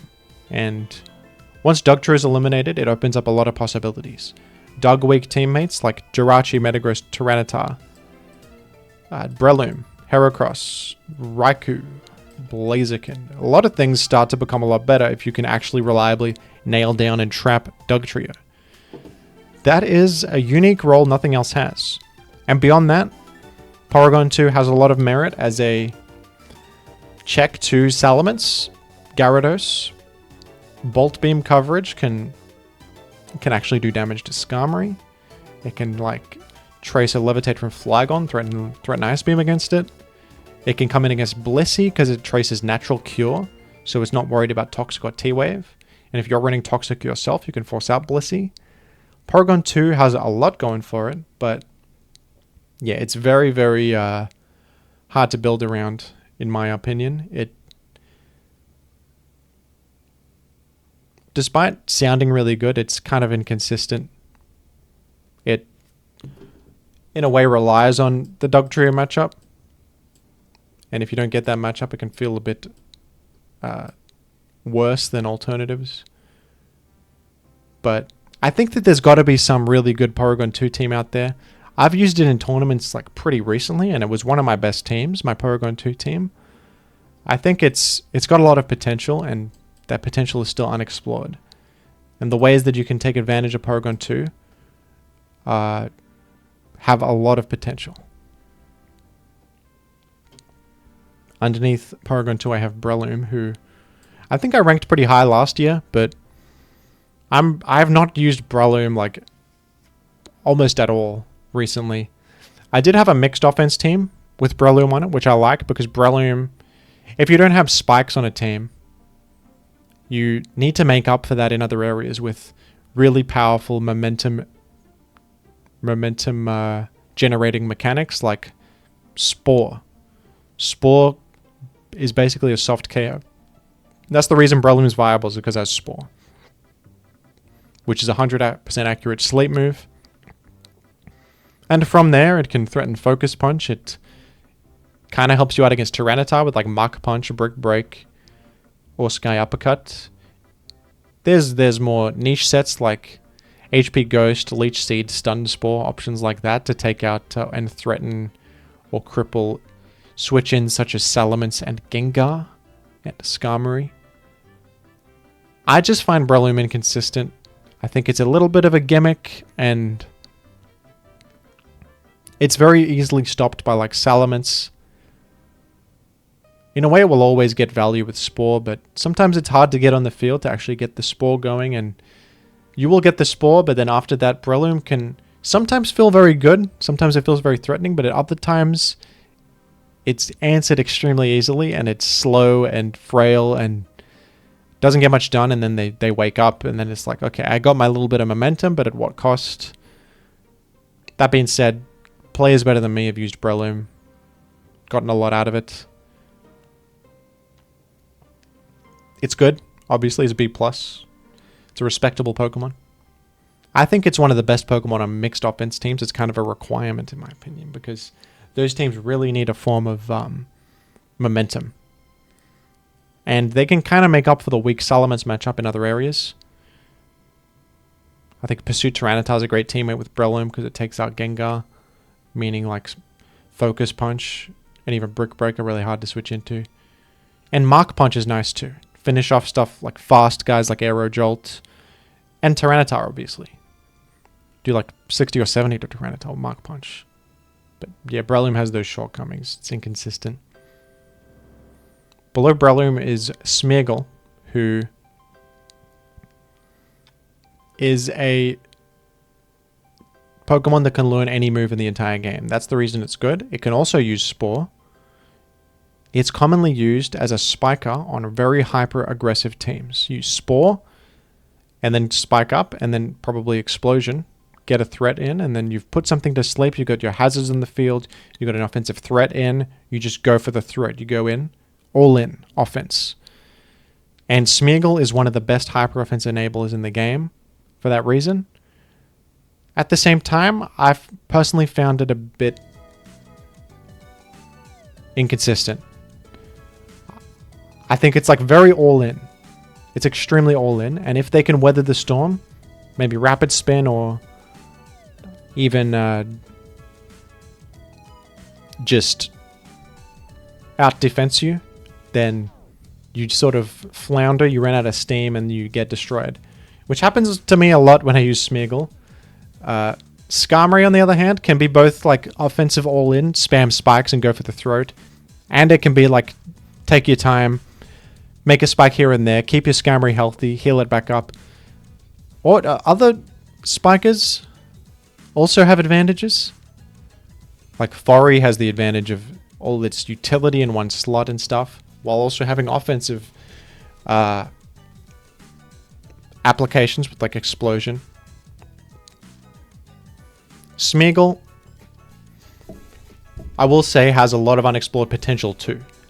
I saw Blue's Energy use Transform Smeargle. That was crazy. It didn't win. It wasn't very good, but it kind of raised my eyebrow. Like, there's something there. That's cool. You could do something with that. There's like Dragon Dance Smeargle. Dragon Dance Baton Pass Smeargle. I did bring that to a tournament game once, and I would have won if not for an unlucky crit. That can be a good bring into some players. Tail Glow Pass is something H-Cloud was experimenting with. It's very interesting. I personally think you need like a speed boost with Smeargle to do stuff like that, because you can get the fast Spore, and the thing you're passing to needs speed. But who knows? There might be something with like Tail Glow Pass to Electrode or something, because Electrode's really fast. I don't know. There's stuff to explore with Smeargle. I've even seen like Triangles used, I think it was Triangles, used Fake Out lead Smeargle to scout what tar they have. Because Smeargle sucks against Lumberry tar. You Spore, they heal it back and just KO you. But if you Fake Out, you can check if they have leftovers or not. If they don't have leftovers, you get out of there because you know they have Lumberry. That was really smart. I thought that was really smart. And just the different utility moves you can run on Smeargle, like Taunt, Will-O-Wisp, T-Wave. Destiny Bond. Endeavor. I think McMagan used like a weird Endeavor Destiny Bond Smeargle, and it wasn't even on a Spikes team. He was just using that to like trade and sleep something, which was crazy. Like this sheer variety in sets on Smeargle, because it can obviously learn any move, just has so much potential that is unexplored. I'm sure we're going to see more Smeargle sets rise, or like that we never knew existed, come to the forefront. Yep. So that's the advantages and disadvantages of Smeargle. Cloyster I have pretty low here. OU ranked Pokemon, and yet I've put a couple more BL Pokemon above it. Cloyster I used to love. It was kind of the first Pokemon I had success with in this format. The Cloyster Spikes offense team with like Cloy, Jolt, Moltres. That was the first time that the format really clicked with me, and I understood how a team worked. And for that reason, I've always had a soft spot for Cloyster. I love Cloyster. I think it's an awesome, like, aggressive spiker in this format. With the Water Ice typing is interesting, because it's like a bulky physical defense Pokemon, but it's weak to Rock, and Fighting, which is weird. But it also has Stab Ice Beam. It's got Spike, Spin, and Explosion, much like Furry, but it's not a Pokemon that has much longevity, because it's Sand and Spike weak. The biggest advantage of Cloyster is the fact that it can come in against Swampert, because it has massive physical defense and it has water resistance. So it can come in against Swampert and make spikes against it, which not a lot of teams can do. Another advantage it has is it can make spikes in the face of like Skarmory and then spin and blow up, which is a very good aggressive, like a Gambit. You just spam spikes, clear their spikes, and then blow up. It's got to worry about Gengar a bit, but you can do Stab Surf or Stab Ice Beam against Gengar and chip them. In a way, like luring in Gengar is almost an advantage, because you can chip and enable a teammate, like now Jolteon or something will one-hit Gengar if it's chipped. The reason I got Cloy so low is I've personally had very poor results with it recently, and I don't feel like I would be super confident bringing a Cloyster team to a tournament right now. I feel like I would rather bring a Smeargle team or a Porygon 2 team or a Hariyama team than a Cloyster team at this particular moment. But I could definitely change my mind if things develop. We don't know what's going to happen in the future. Cloyster has been on the rise a little bit in high-level games, like in CI. It's been used a couple times, which I thought everyone hated Cloyster and it sucked or something, but it's actually been used a couple times. But the Gen 3 is cyclical like that. Everyone says they hate... I remember a couple of years ago, everyone was saying, like, I hate Flygon. Flygon's horrendous, never use it. And then all of a sudden, Flygon started to become way more popular in high-level games with Superman teams. Never listen to people who say something sucks in Gen 3. Maybe it sucks right now, but in the future, like, Cloyster does stuff that nothing else can do. And that's valuable. Sometimes Spikes teams can really suck against Swampert. Like, Skarmory sucks at switching against Swampert. So does Furry. Cloyster fills that gap. And it has a lot of offensive momentum it represents. And its bulk can live a lot of random stuff. You can live like a Starmie T-Bolt and blow up. You can live Salamence hits and Ice Beam them. You can be an emergency check to a lot of things. You can threaten Claydol also. It's got a lot of advantages. But personally, I've been failing with Cloyster recently. I don't really feel like using it right now. At the top of B tier, I have Vaporeon. A Pokemon I previously lacked respect for, but I gotta say Vaporeon is a good Pokemon. It is a... What's weird about it is in Gen 3, I think Vaporeon excels as a hyper-offense Pokemon. You might think of Vaporeon as like a defensive Pokemon with Wish Protect. I think the defensive Vaporeon sets straight up stink. I would rather use other water-absorb Pokemon than Vaporeon, like almost every time. Or I'd rather use a different bulky water, like Milotic or Suicune. Defensive Vaporeon has big-time 4 move slot syndrome. It requires Wish Protect to actually heal reliably, and then what else does it do? It's water absorb, but then it needs to like have Surf to hit stuff. It doesn't even have Refresh, but if it did have Refresh, that would be a bad set because you don't have like Toxic or any way to actually make progress in crippled things like Milotic does. There's Baton Pass, like sub-Baton Pass, but then that's way too many move slots. Vaporeon excels as a hyper-offense Pokemon with Select Berry. Because of the sheer natural bulk it has, you can it's an amazing offensive lead. Vaporeon has some of the best lead matchups in the game. It destroys Tyranitar, outruns it and Hydro Pumps it. It destroys Salamence, you just Ice Beam it, you can live anything. Salamence does. It's pretty good against Metagross and Skarmory. You can just jam Hydro Pump against them and do pretty good damage. They can't really touch you. Scar might be able to make a spike, but they're taking a massive amount of chep damage. But on top of that, Vaporeon can also even live Zapdos Thunderbolt. And then trigger a Select Berry on Vaporeon. And not only can you Ice Beam them, eat the berry, now outrun them and threaten to KO, you can baton past that Select boost to a teammate and start getting some offensive stuff going. Also, because you have 404 HP with Vaporeon very easily, it has massive base HP, you can substitute with Vaporeon and baton pass to a teammate and actually live a Blissey Seismic Toss or any Seismic Toss behind the sub, because Seismic Toss does 100 damage, but Vaporeon's substitute has 101 HP. So you can get a very valuable sub pass to something and still have the sub even if they attack you, which can allow you to, like, I don't know, Dragon Dance with Tyranitar or hit them, Focus Punch them or something. So Vaporeon, as an offensive lead, has all these different avenues it can use to like either just directly attack the thing in front of you, or Ice Beam, get your berry, Ice Beam again, or like substitute pass to a teammate and start going insane. So it's a really good offensive Pokemon, but I have it pretty low here in the B tier because to take advantage of all those things, you need like a really, really hyper-aggressive team, which in many ways is an inconsistent team style. Like you're going to have defensive holes.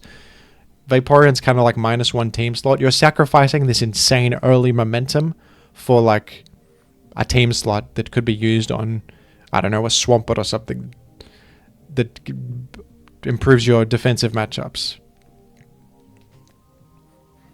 And on some teams, that momentum and that early game advantage is really worth it, and that can carry you to victory. But that kind of team style always has like some holes and gaps that are exploitable.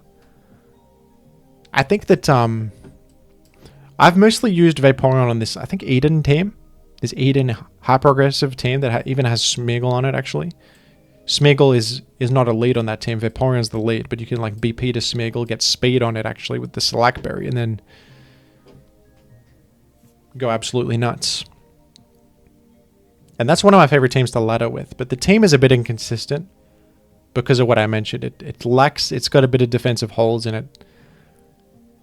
Lacks like important members that give you those, that improve those matchups. But I think Vaporeon has a lot more potential that's been unexplored. That offensive Vaporeon is just so amazing as a lead. I think that there's got to be some really, really good offensive team that uses it as an enabler. Even that Eden team, it's a really hard team to use because without like solid defensive switches, you really need to think about every turn and make the right choices. Like Vaporeon can do multiple things from lead. It can you know, sub pass, select pass, or just attack. So you really have to choose wisely and like make the right line, which makes it really difficult. Maybe it is consistent. You just have to be a god gamer like Eden is, or whoever else can pilot Vaporeon. It's like really hard to use actually, but it has a lot of advantages. I have Medicham here. Medicham. Okay, you Pokemon pronouncers. I care very much about how to pronounce Pokemon. I've always called it Medicham. I don't know why. It's probably called Medicham. I'm going to continue pronouncing it wrong. Medicham is a extremely epic Pokemon. It is my personal favorite Pokemon in Gen 3. I just think it's awesome. It has pure power, and I think it has like the highest attack stat in the game, and it can kind of threaten the entire world. It has some disadvantages over other fighting types. Breloom has Spore. Heracross and Hariyama both have Guts. Hariyama has Knockoff. Heracross also has Bug Stab. Medicham pretty much uses mostly fighting type for its offense. Also doesn't have Mark Punch like Breloom does. But Medicham makes up for those things with the funniest thing of all time, just having way more attack, just dealing way more damage. It also has Shadow Ball, which is good coverage. I think that there's been uses of Medicham in CI that it's really good as a lead in some situations. I think there's got to be some crazy Medicham team. I don't know what it is, and I don't use it much. I've brought it to 20s. I've won with it, but it is undeniably like an inconsistent, worse choice than other fighters. But there's got to be some OP Medicham team. I always try to build a Medicham team on the side. This is 100% a biased placement. I have no evidence for this. There's no argument for this, but I just feel that Medicham must be crazy. Another advantage it has, by the way, is actually that it doesn't get one hit by Doug like the other fighting types, because it isn't ×4 weak to flying. It's only ×2 weak, so Aerial Ace doesn't do that much damage to it. And it can live Earthquake from full 2. Also, it can run Jolly and still have a huge attack, like still beat Breloom and Heracross in attack, which is nice because it can actually outrun certain Salamence sets and Moltres, modest Moltres, while still having a huge amount of attack. That's actually pretty valuable. But yeah, overall, 100% worse than those. Probably worse than some of the other Pokemon on this list below it, if we're being completely honest. But I feel that Medicham has potential, and I love it. And yeah. Kingdra below Medicham here. Kingdra is a interesting Pokemon. It is a Swift Swim Pokemon. I think it's the best Swift Swim Pokemon. It has Rain Dance. It can outrun the entire metagame in the rain. Also has the benefit of clearing weather for teammates like Suicune or Snorlax or others like Celebi that appreciate sand being removed. And it can get something out of clearing the weather by posing a massive offensive threat. I think it's a really good Pokemon on special offense teams, and it's one of the best ways to use special offense is with Kingdra, because Kingdra has that advantage over the sand teams, and it has the ability to kind of punish enemy offensive plans. The thing that can suck about special offense is that even if you eliminate their Blissey and your special threats are really powerful now, a lot of special threats are pretty slow in Gen 3. Like Jirachi, Celebi, Suicune, Zapdos.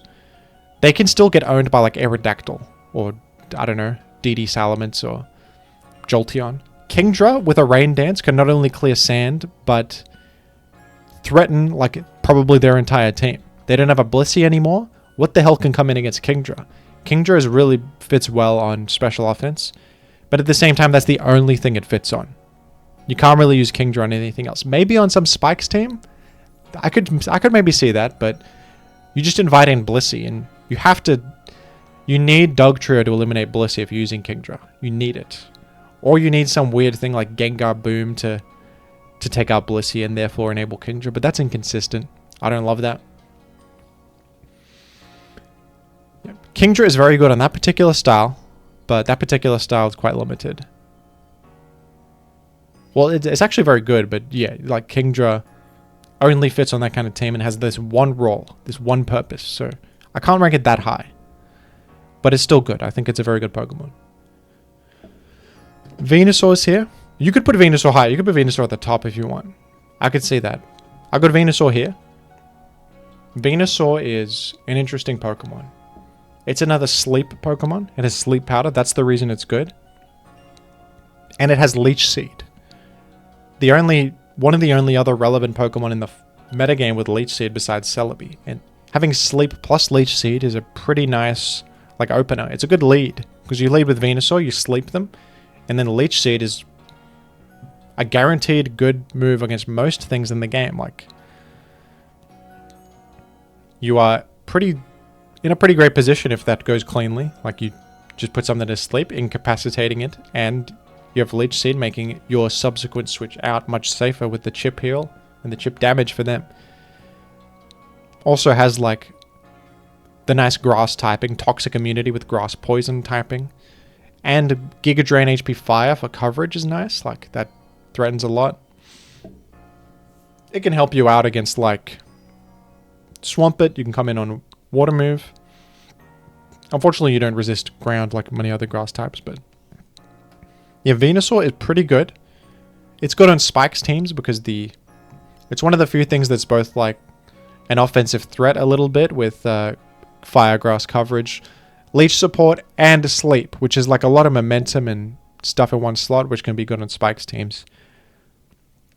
I personally find it a bit inconsistent. Like, I guess most experienced players, Venusaur gets pretty owned. They can go Celebi on the leech and threaten you out or stall your leeches with... Zapdos is pretty good against Venusaur because it... not only... sometimes it can even take the sleep because you're like sleep talk Zapdos, or you just don't mind sitting there on a bulky Zapdos waiting to heal up. And then Giga Drain has 8 PP, so it's very bad against Pressure, which takes 2 of its PP. It can run out very quickly. Some people use Razor Leaf as a result because it has higher PP, but then Razor Leaf doesn't hit as hard.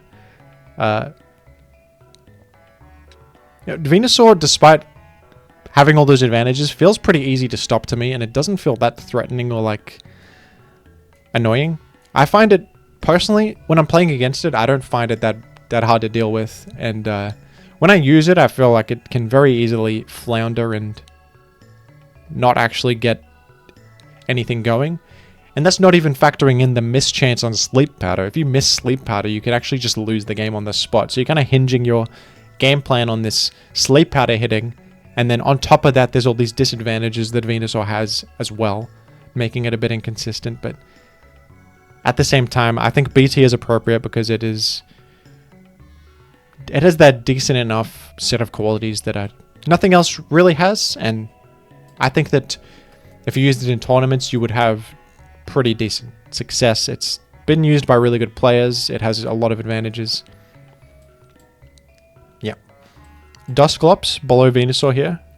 This is a bit of a personal ranking, and many people would disagree with this. Dusclops above Misdreavus. Misdreavus is currently the most popular alternative ghost to Gengar. I put Dusclops. I think the Dusclops stall is actually a really good archetype. Dusclops helps out bulky teams by making them way more consistent against Snorlax. I love ABR's Imprison idea. Not only to prevent them from using Shadow Ball, because you yourself have Shadow Ball, also to prevent them from using Rest, because you yourself have Rest. I love that. I love that it blocks Rapid Spin. I like that it threatens both Claydol and Starmie with Stab's Ghost, but Dusclops has a lot of disadvantages. Despite having a lot of bulk, it can get worn down pretty easily by spikes and sand and strong neutral hits like, I don't know, Zapdos, Thunderbolt, Moltres, Flamethrower, Tyranitar, Rock Slide, stuff like that. Strong stab moves, because it doesn't have like resistances. It's a bit vulnerable to Pursuit Tar, but that being said, the bulk helps a lot, and you can commonly run it with Dugtrio, so you take a Pursuit, go Dugtrio. That's actually a good line. That is pretty strong. And with Claydol, if you have like Refresh Claydol, things are good teammates, so you can reliably Rapid Spin. I think Dusclops teams are good, personally. They're kind of lame. I apologize for using Dusclops against various people. It's kind of lame. It just rests up and blocks Rapid Spin and you can't kill it. But I think it's good. I think it's a good ghost type. And Weezing I got here. Weezing is a really awesome Pokemon. I love Weezing. It's a Mono Poison type of Levitate.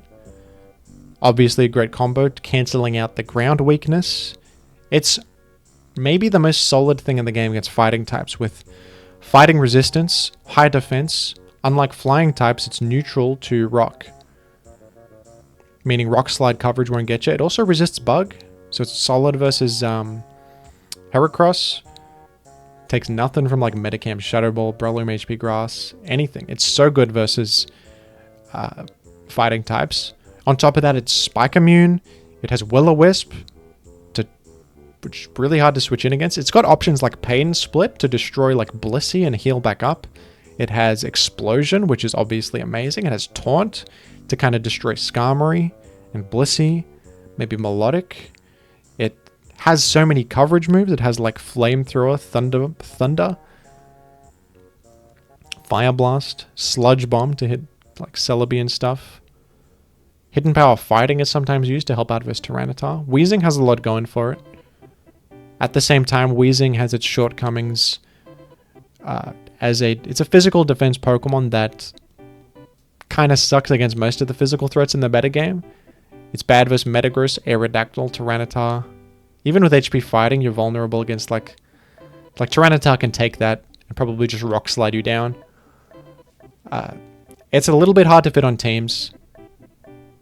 My most success with Weezing has been on a Superman team, but then that team has a lot of issues. Weezing doesn't quite do enough in the single slot to like be worth considering on most teams. But I also think Weezing is unexplored, and the advantages it has are very good, and I think it could be used more often. I think there's probably some offensive applications for Weezing with its boom and its coverage that I haven't seen yet. Will-O-Wisp is just such a powerful move. There's more to explore with Weezing for sure. Weezing could rise in the ranks. We haven't seen Weezing demonstrate all that it can do, really. I think it's one of the best BL ranked Pokemon, and it has a lot going for it. And now we're in the C tier. We've got Glalie here, who I made a video about. Glalie is cool. It's a Mono Ice type Spikes setter that has the advantage of being probably the best Spikes lead in the game. It has good lead matchups against like Zapdos, Salamence, Skarmory, Suicune, stuff like that.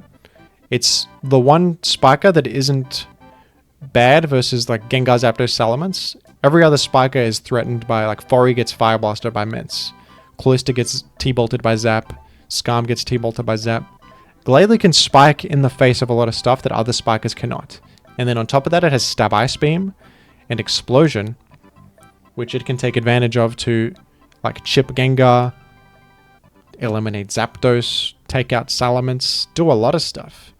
I think Glalie's a really cool offensive Spiker, but not as consistent as the Spikers above it for various reasons. I think Smeargle, although I think Glalie is a better lead than Smeargle, I think Smeargle can be very effective as a non-lead, with a different lead, like a more offensive, like mixed threat, or like Vaporeon or something like that. Smeargle in the back is really nice, with the threat of Spore just gives you such momentum that Glalie can't really provide as much. Glalie's nicer in the lead slot because of its superior matchups against various things that Smeargle gets destroyed by.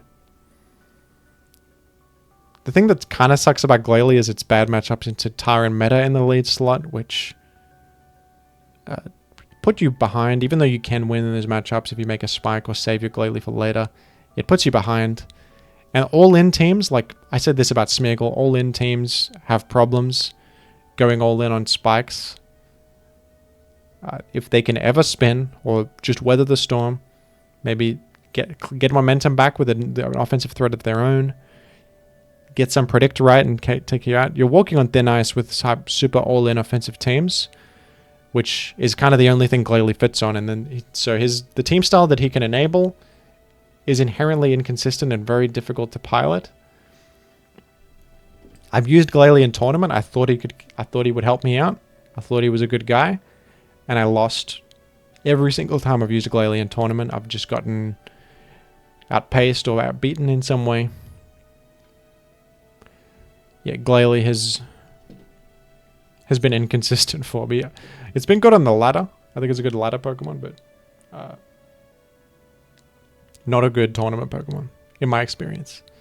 Machamp I've got here. This is not ordered, by the way. These are all not ordered. Machamp is kind of like an old Hariyama. The advantage of Machamp is that it's a bit faster and bulkier on the physical defense side, and it can be more effective with bulk up. Thanks to its speed, it can outrun like Claydol, most common Claydol sets, Skarmory, stuff like that, and be a pretty nice wall breaker. That's basically it. It's like a slightly different Hariyama. Hariyama's better most of the time, thanks to its access to knockoff, and its superior bulk against a lot more things. Machamp has better bulk against particular things and higher speed. That's pretty much it. Simple one, but Machamp has its advantages. Overall inferior to Hariyama though. Regice is a super interesting Pokemon. It's a mono ice type. Special wall. It has a massive special bulk, and unlike, special walls like Blissey or Jirachi, Regice is like an offensive special wall, almost like Snorlax is. It has Stab Ice Beam, and it has Explosion, which can mean it can like switch in, take a special hit, and then apply a massive threat after that. I just had a small period of forgetting how to speak, forgive me. Yeah, it can turn defense into offense. It also has T-Wave, Ice Beam, T-Bolt coverage. It's really effective against like Celebi. It can threaten Skarmory, which Snorlax can't. That's an advantage. But it suffers in the areas like it is fire weak, so it can't properly check like Moltres and Charizard, who obviously Snorlax and Blissey are much better against those guys. And it's rock weak, which doesn't always, like, special walls are already bad against Tyranitar, but being weak to rock is kind of, like, Blissey can sometimes live a hit in T-Wave Tar or something like that. Toxic it. Regice can't. Regice just gets destroyed by Tar. And it also can't like soak status like Blissey can. Regice just has, I think, Clear Body, which is pretty useless on a special wall. It doesn't really do anything. The one advantage of it is it can be immune to Sand Attack and therefore spam Ice Beam in the face of like a Sand Attack and Ninjask or something like that. But once, that's not going to come up that often. It feels much worse than like Blissey or Snorlax in most of the time, but it has its advantages. A lot of people have been using it pretty, like last year's CI, I remember a lot of Regice usage, which was cool to see. Regice, pretty popular actually amongst good players. It has a lot of advantages. I personally have had like no success with it. I've tried it. I was inspired by them, but I have had no success with Regice personally. Regirock is here. Cool Pokemon. It's mono rock type, really good physical defense, really good move pool with options like T-Wave, Stab Rock Slide, Superpower, one of the few things that gets Superpower. Also has Explosion. Kind of a nice lead. Has pretty good lead matchups. Mostly good on offensive teams that for some reason can't use Tyranitar. You're always directly competing with Tyranitar as a rock type, and although Regirock has decent advantages over Tar, in particular access to Superpower and Explosion and way superior physical bulk, Tyranitar is going to outclass it the vast majority of the time, obviously. And sometimes you can run both on like a rock spam type team, Tyranitar and Regirock. Regirock is good on like, there's some explosion spam teams that run as many explosion users as possible and then a last Pokemon Suicune or something to clean it up. That's a decent ish plan, and it has applications on like Magneton teams and certain styles. I think it's got merit, but overall outclassed by a few other things most of the time. But yeah, it does have the unique qualities that make it worth using sometimes. Recently, Megan used it, and you see it sometimes in high-level games. Yeah, cool, man. Blaziken's here. Blaziken is a really good mixed threat. Fire Fighting is a really great offensive typing. Fire Stab lets you hit Skarm. Fighting Stab lets you hit Tyranitar and Blissey. And then HP Grass complements that well, hitting Swampert. Blaziken alone can tear apart common cores. It has options like Focus Punch as well to punish, I don't know, like a Flygon trying to come in and resist things. You can run HP Ice to lure in Salamence. You can run Toxic to cripple switch-ins. Really cool Pokemon. But yeah, it has the uphill battle of being a fire type, which means it's Dug weak. It gets trapped by Dug. Has also the uphill battle of being pretty bad against water types. It can at least Focus Punch them, Toxic them. Thunder Punch is a decent option against them, but Blaziken has a lot of uphill battles. Usable Pokemon though. I've won with it in, I think, Mushi League before. I think you can definitely use it on aggressive teams. It may be mixed offense teams or even spikes teams. It is a usable Pokemon. I think it's pretty good. But it has its uphill battles. Ludicolo is another Swift Swim user. Has Water Grass typing, which is different to Kingdra.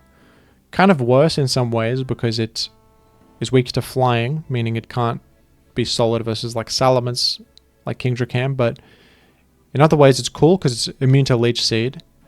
It's pretty nice against Celebi with Leech Seed immunity, Ice Beam, access to Ice Beam, and neutral to Grass, unlike other water types. I guess Kingdra is actually, but Leech Seed immunity helps even more. Also, Ground immunity helps against like Metagross. You not only resist Meteor Mash, you resist Earthquake. And you have Leech Seed yourself on Ludicolo. Leech Seed is a really good move. Not many Pokemon have it. So, very unique Pokemon. Swift Swim. Also has Rain Dish as an alternative, which gives you extra chip heal. So it's like got Weather Clear. It's fast. It can threaten offense teams by outrunning everything and doing big damage in the rain. And it has Leech Seed. It has some defensive advantages over Kingdra, who is a similar Pokemon. I think it's cool that the two Swift Swimmers have distinct qualities that set them apart. Kingdra has overall a more solid typing, Water Dragon. Very few weaknesses, only Dragon typing. Only Dragon is super effective against Dragon in Gen 3. And hits a little bit harder, Kingdra, but Ludi has the Grass typing, which has that little benefit, has Leech Seed. Worth considering on Weather Clear strategies or Rain special offense type teams. Has its merits. Steelix is a cool Pokemon, Steel Ground typing. It's been used famously by UD, who paired it with Gyarados. Gyarados and Steelix are a good combo because Gyarados is weak to electrics. Steelix is actually really solid against like Zapdos and Jolteon because it not only is it immune to Toxic, neutral to Grass, it's also immune to electric, so it can pretty safely come in against them. And then it also has Explosion.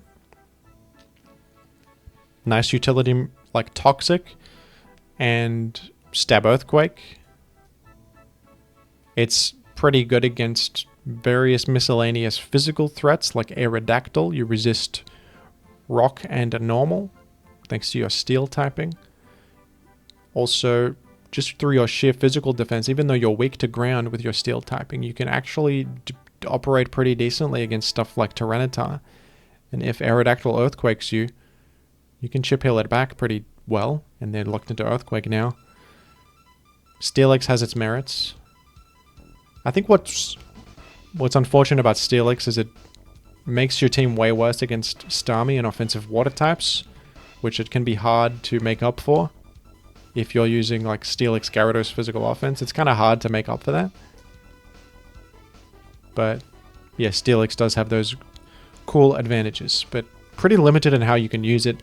I think that's the best usage of it, which is a particular style, and even then it has its shortcomings. But still, cool Pokemon.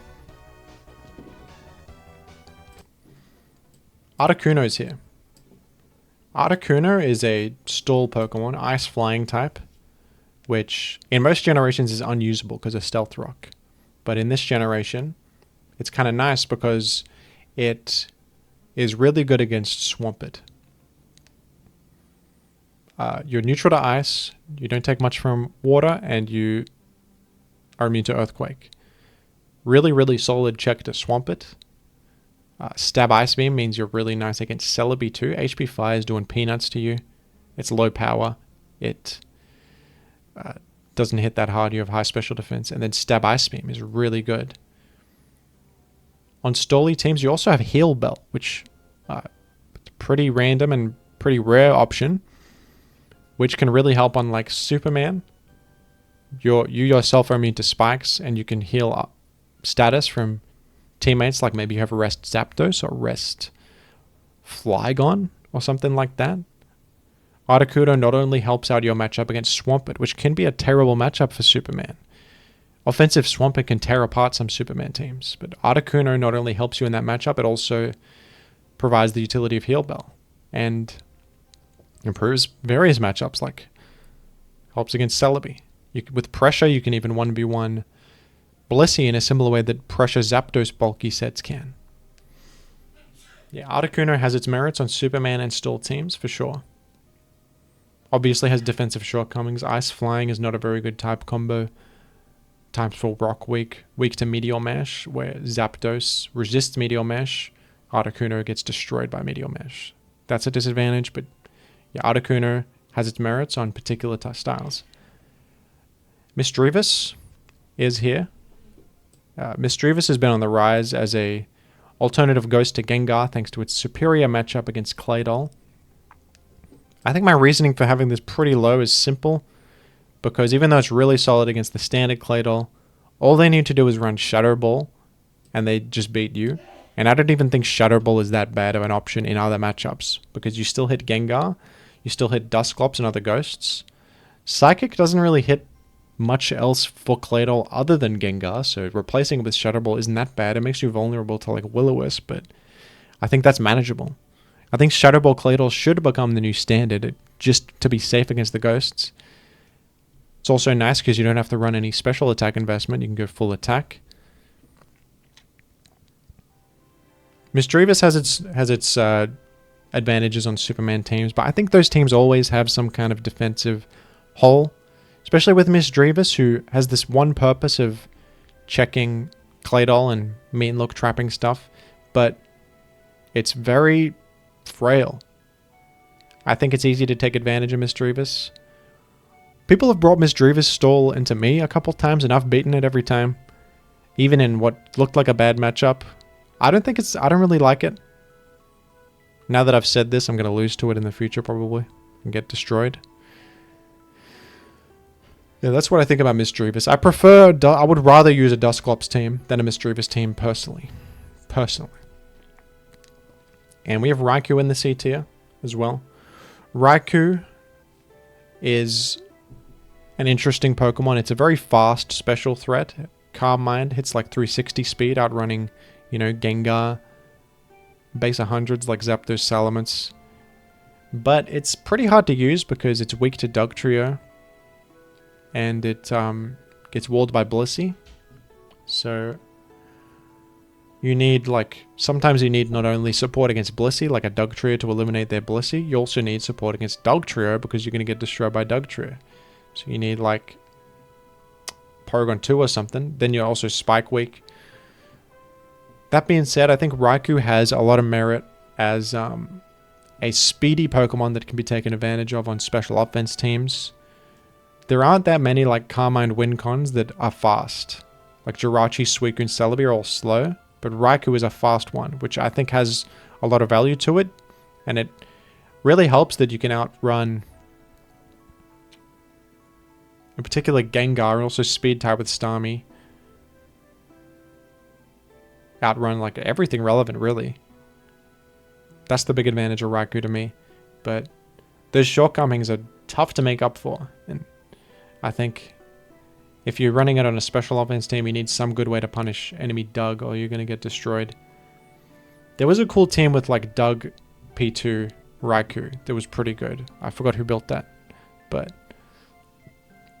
hard Pokemon to fit, for sure. And here in C-, I've got Armaldo, who is another interesting Pokemon. It has Bug Rock typing, which in most gens is horrendous, but Armaldo's actually really nice against Snorlax, because I don't think Snorlax has any coverage to hit Armaldo. Snorlax uses like Body Slam, Earthquake, Shadow Ball, Focus Punch, and that's about it. You're even neutral against Focus Punch. And you can choose between Knockoff or Rapid Spin. Because of Egg Move stuff, you can't have both Knockoff and Rapid Spin. You can only have one or the other. But both of those are really good options. Like Knockoff, you're one of the few things in the game that has it. And it's really good against Snorlax. You can even 1v1 Snorlax with Harden, which is kind of funny. Because you're actually immune to crits, I think Armaldo is immune to crits. So they can't fish for crits against you, but you can fish for crits against them. And you win the 1v1, guaranteed because of that. If they curse up. There's also Mimic. Can be used on Armaldo, not only to mimic and copy Curse, but also to mimic and copy Spikes from Skarmory and start spiking, which is a very creative application of Armaldo. Hard Pokemon to fit, obviously, because of its typing, but another advantage it has is it can kind of check Celebi with Stab Bug. It one-hits every Celebi set, so if they ever like spend a turn doing something passive like clicking Carmite or Leech Seed or even HP Fire, you can come in and just force him out. Maybe even knock off against the switch in. Knockoff will always make you very good. Yeah, hard Pokemon to fit on teams though, but has its little merits. Cool Pokemon. Jinx is a pretty decent hyper offense Pokemon. It's decently fast. It hits 317 speed max. Can't quite outrun the plus speed base 100 Pokemon, but it is a sleep lead with Lovely Kiss. It has Calm Mind Ice Beam. It also has Mean Look Perish Song, which can be used to bait in Blissey. Eliminate them for special offense strategies. It can be a good like sack to get dug in. So you sleep something and then they go Blissey or Metagross or Tyranitar to answer you, which are the best answers, and then you sort of just Ice Beam, chip them down, and then get dug in for free to eliminate whatever they send in. And because you chipped them down, Doug will for sure take them out. I think Jinx teams are very inconsistent, not only because of the mischance on Lovely Kiss, but because they're very flimsy defensively and they rely on particular lead matchups. Like in some lead matchups, you just get destroyed if you're up against, you know, mixed T-Tar lead with Lumberry with Rock Slide that just one hits you, or DD Lumberry T-Tar lead as well, just one hits you, and you can get dug in, but then you're behind on momentum because they can respond to Doug after that. I don't love Jinx. I think it's inconsistent, but you can't deny the power it has in some matchups. It's one of those Pokemon that can just win on turn one given the right situation. But I think it's a little bit of a gamble to bring Jigs. It's a bit of a gimmick. Yeah. Houndoom's cool. Dark Fire typing. Flash Fire, so it's immune to fire itself. Making it a nice response to like Moltres Charizard. Really solid against Celebi and Jirachi, thanks to Psychic Immunity and Fire Stab, threatening them directly. Also resists like Ice and Grass. Plus, it can Pursuit Trap Gengar. And it's immune to like Will-O-Wisp, can shrug off grass moves, so it's good paired with stuff that wants to get Will-O-Wisp, that Gengar wants to Will-O-Wisp or grass, because you just get Houndoom in and trap them. That being said, Houndoom kind of sucks because it gets worn down by spikes easily, it's slow. If Gengar T-bolts it on the way in, that's enough damage to actually just win the 1v1. Houndoom will get 3 hit by Gengar T-Bolt most of the time, and then you have to do a mind game between Crunch and Pursuit, which I think sucks. And It also gets trapped by Dugtrio. Gets eliminated and trapped by Dugtrio. So one of the rare ways to trap and eliminate Gengar has a lot of value that Pursuit Tyranitar doesn't in terms of improving like matchups against Fires, Celebi, and Jirachi. But the shortcomings of it and the inconsistency of it, sometimes it doesn't even do its job. It doesn't even trap Gengar properly. So it kind of sucks sometimes. Also has some other cool stuff like Will-O-Wisp and Beat Up. But yeah, I'll give it C-. Usable. I would maybe use it in a tournament. I could see myself using it. H-Cloud used it in the grand finals of CI6, which means must be okay. Must be pretty decent if one of the GOATs won one of the biggest tournaments of all time with Houndoom. But I have not loved it in my experience. Dragonite's also here. Dragonite's kind of like alt Salamence. It doesn't have Intimidate. It's slower. In most ways, it's worse, but it has some advantages. Some of these advantages include different mixed coverage options, such as Focus Punch, Ice Beam, Thunderbolt. Also, it has Heal Bell, which is a very random and kind of unfitting option on a Dragon Dance physical threat / mixed threat, but there was this one team, H-Clad, I think, used with Dragon Dance Salamence with like HP Flying Earthquake, Heal Bell. So it could not only act similar to a Refresh Salamence, being able to tank like T-Wave or Toxic and then heal it off and then remain an offensive threat and win games. It can also support the teammates with Heal Bell, healing status for them. So really interesting set, one of the most creative sets I've personally seen. DD Heal Bell actually has decent merit, but yeah, worse than Salamence in very obvious ways, like worse stats, worse ability, less consistent, but has a couple of different qualities that make it worth considering. Registeel is a weird Pokemon, mono steel type, very bulky, has like options like Curse, decent defensive options like Seismic Toss, Toxic, Counter, also has Explosion, but doesn't hit very hard. There are Curse Registeel teams, which are really interesting. And I've seen them win before.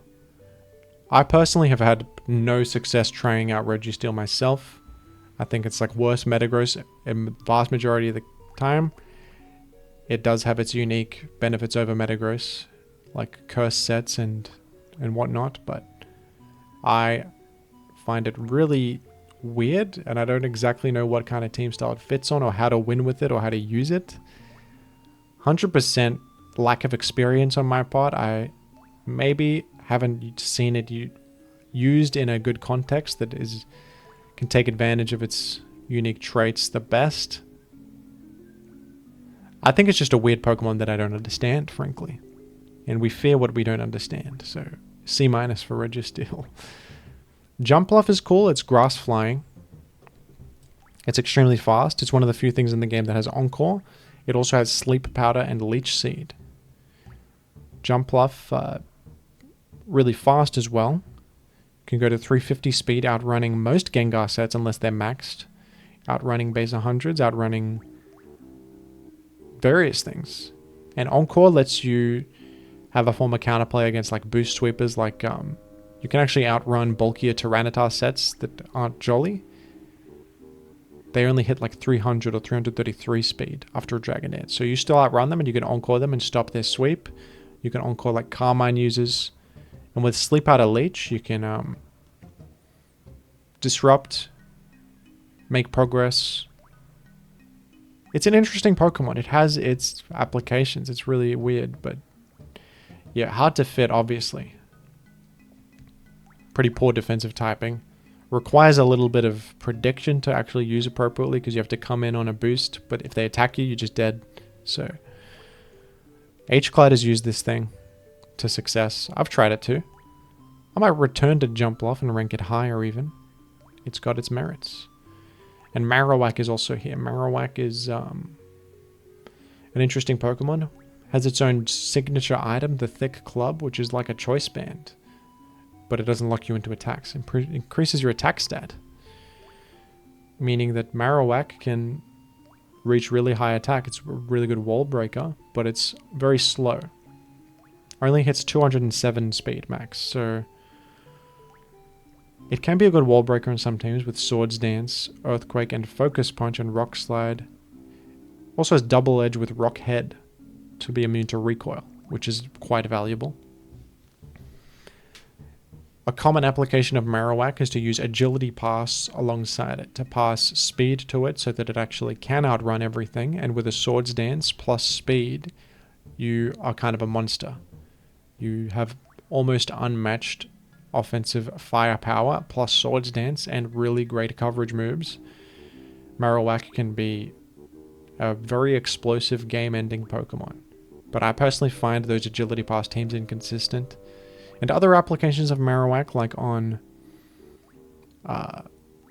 Paraspam teams, that if you paralyze most of the enemy team, Marowak will outrun them and then threaten them with like Earthquake, Rock Slide, or Focus Punch, or defensive switch. Personally, I don't love the Pokemon, and I don't think it's very consistent, but yeah, it has those advantages. It has those qualities. And the D tier. Epic Camel. The Epic Camel. Fire ground typing. It's immune to Wisp. It's immune to Electric. It's neutral to Grass Ice. One of the greatest Zapdos switch-ins of all time. One of the greatest Gengar switch-ins of all time. I made a video about this guy. I love Camerupt. However, it's extremely inconsistent. It's Dug weak. It's Water weak. It is frail. You can only use it a couple times to check Electrics realistically. You can then threaten Explosion, bait in a Salamence with HP Ice, Toxic something. You're going to get some value out of Camerupt, but it's going to be short-lived. It's not going to last long. Usable Pokemon, though. I would bring Camerupt to a tournament. I think I would. I could see it. I think it's usable.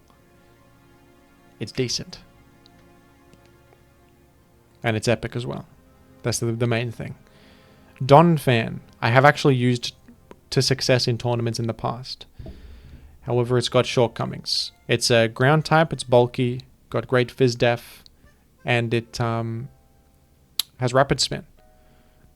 Really nice set of traits that you can like check Tyranitar while also having utility of Rapid Spin. But it invites in Skarmory, it invites in Gengar, and it's Spike Weak itself, unlike Claydol. So it requires a lot of support. It requires like Magneton and Pursuit Tyranitar to eliminate both Skarmory and Gengar, so you can actually do anything.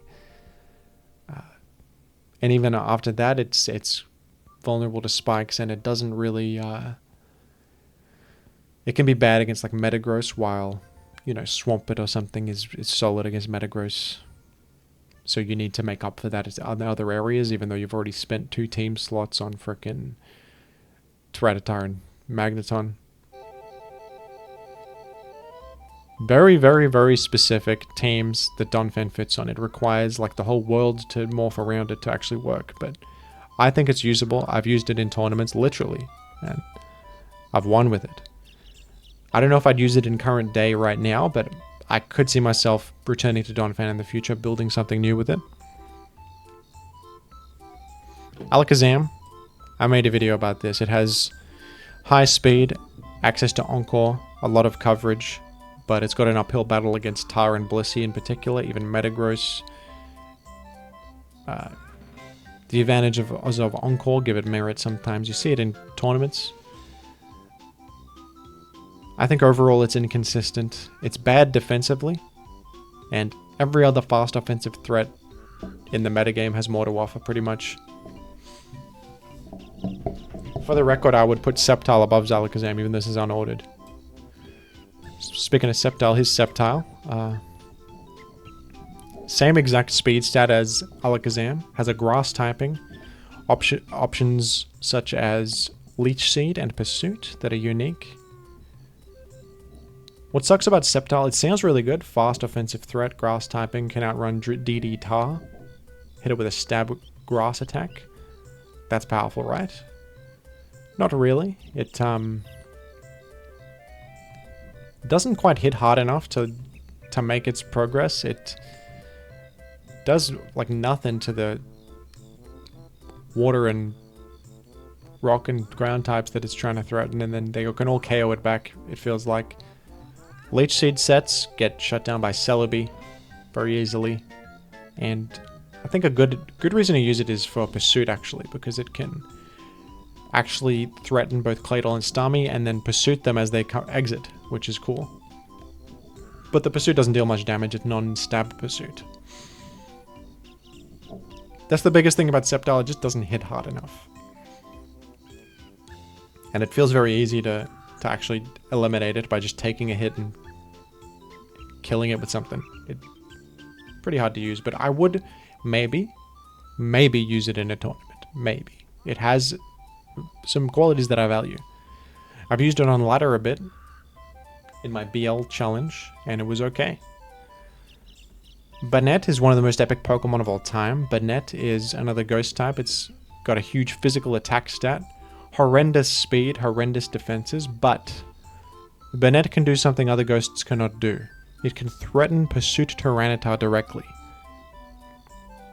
It can't actually one-hit KO Pursuit Tyranitar with HP Fighting, but after the Shadow Ball chip, which Tyranitar has to come in against Shadow Ball, or Will-O-Wisp, or maybe a Spikes Up, after any little bit of chip, HP Fighting will cleanly one-hit KO. Banette has access to Physical Shadow Ball, HP Fighting. That's a great coverage combo. Ghost Fighting, you can hit a lot of stuff. Will-O-Wisp is an amazing move, and also has Knockoff. I think Knockoff's kind of bad on Banette because Knockoff, you need the game to go for long to get value out of Knockoff. But Banette is, in my eyes, a hyper-offensive Pokemon.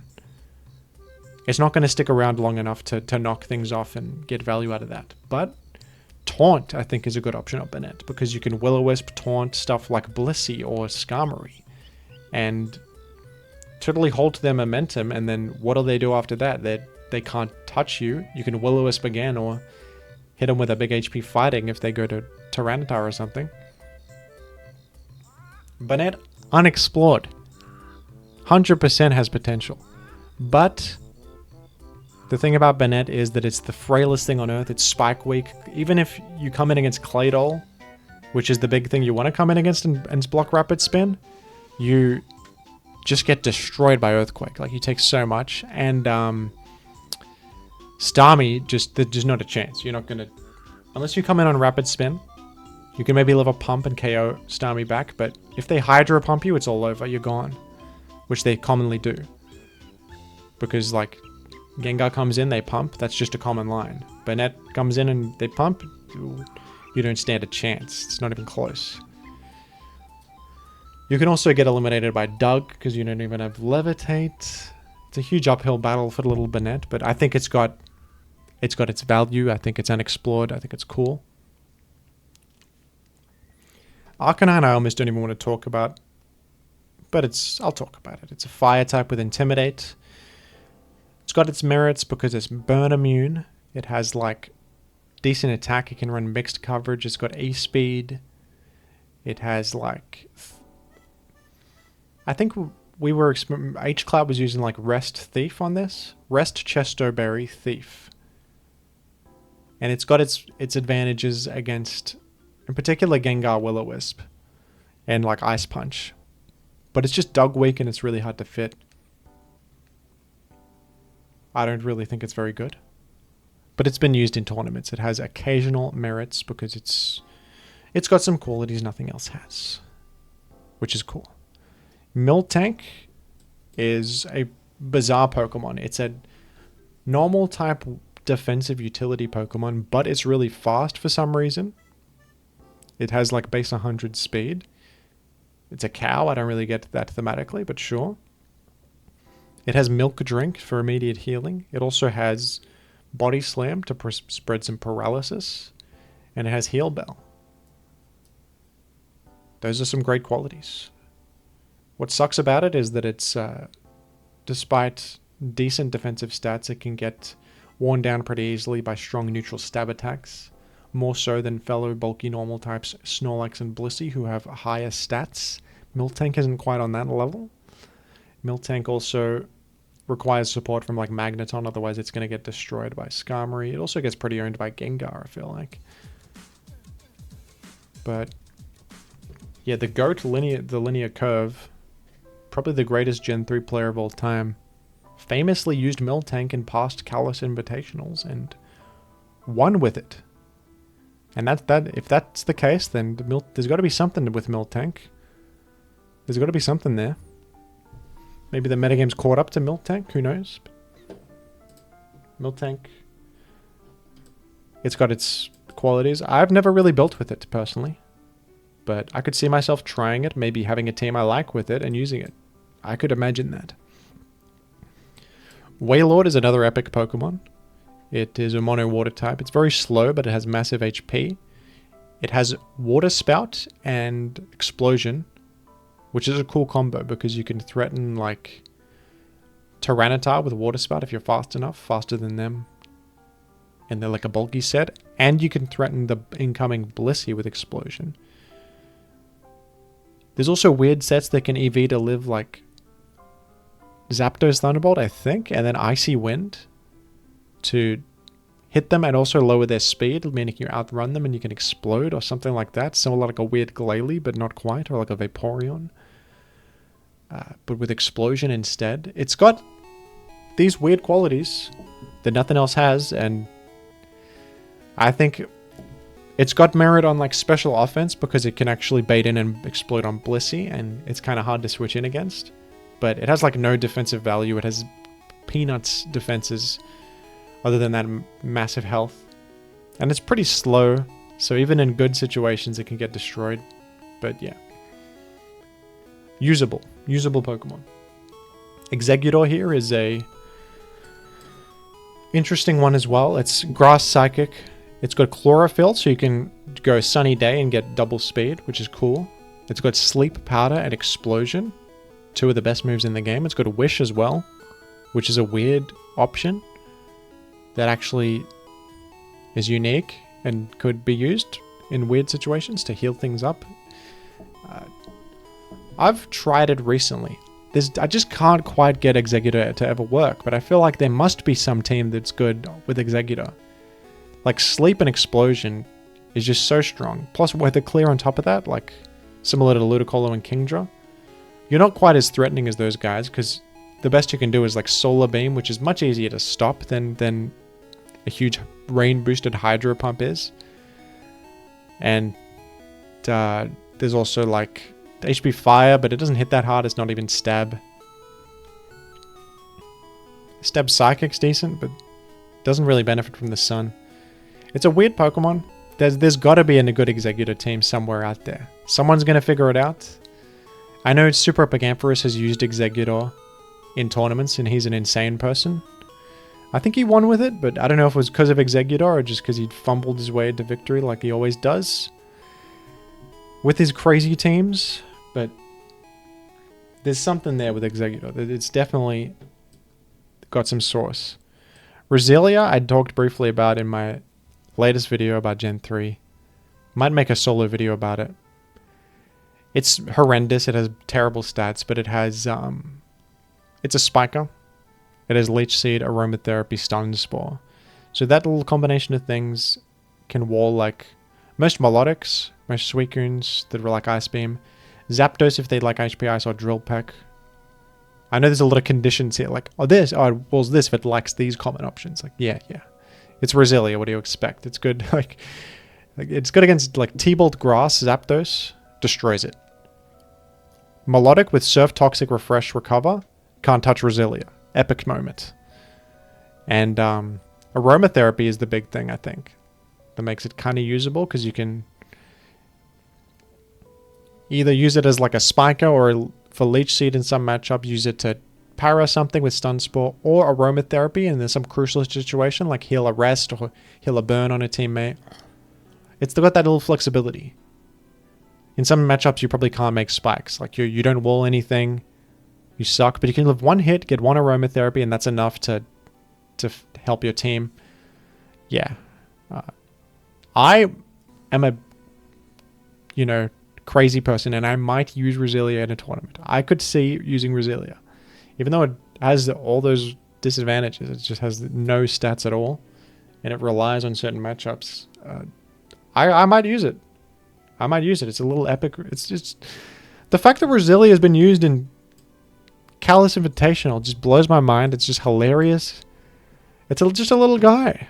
How could this guy beat Zapdos? Sometimes this game is just funny. Okay, so Roselia is just a comedy Pokemon. And for that, it has its... You might even put it in the S+ tier if you have different values. I don't know. It could be an S+ Pokemon on comedy alone. One of the funniest Pokemon of all time. Entei's here. Bad Pokemon in almost every way. It's like Mono Fire. It's too slow. It's got great stats, but it just has such an uphill battle. As a Mono Fire type, weak to Dug. Gets trapped. Owned by Waters. Walled by Blissey. But you can support it with Porygon too. It can actually sub against Blissey because of 404 health, which Raikou can't do. Raikou can't do that. Entei can. Can be a decent Carmine sweeper. Or you run like Toxic on it. It can work on Porygon 2 teams, but that's like the only team. And even then, there's better Pokemon. But still, I could still see myself using Entei maybe. It's the kind of thing that could like surprise someone and actually be alright. You know? It could actually be like, oh, you destroy their Blissey with Entei, you eliminated Dug, and now it's all over for them. It could work. It could work for sure. Quagsire is interesting. This was used in a CI game last year. It's a water ground type like Swampert, but it has water absorb. But the downside is that its stats are non-existent. It has like really bad stats. But that little water absorb can carry. There was one game where it was walling a Suicune and cursing up at the same time, and the enemy just couldn't do anything. It has that random, like water ground typing is just great, and beating Suicune is also great. Also pretty nice against like Starmie, right? Because you're immune to water and electric. Ice Beam might not do that much.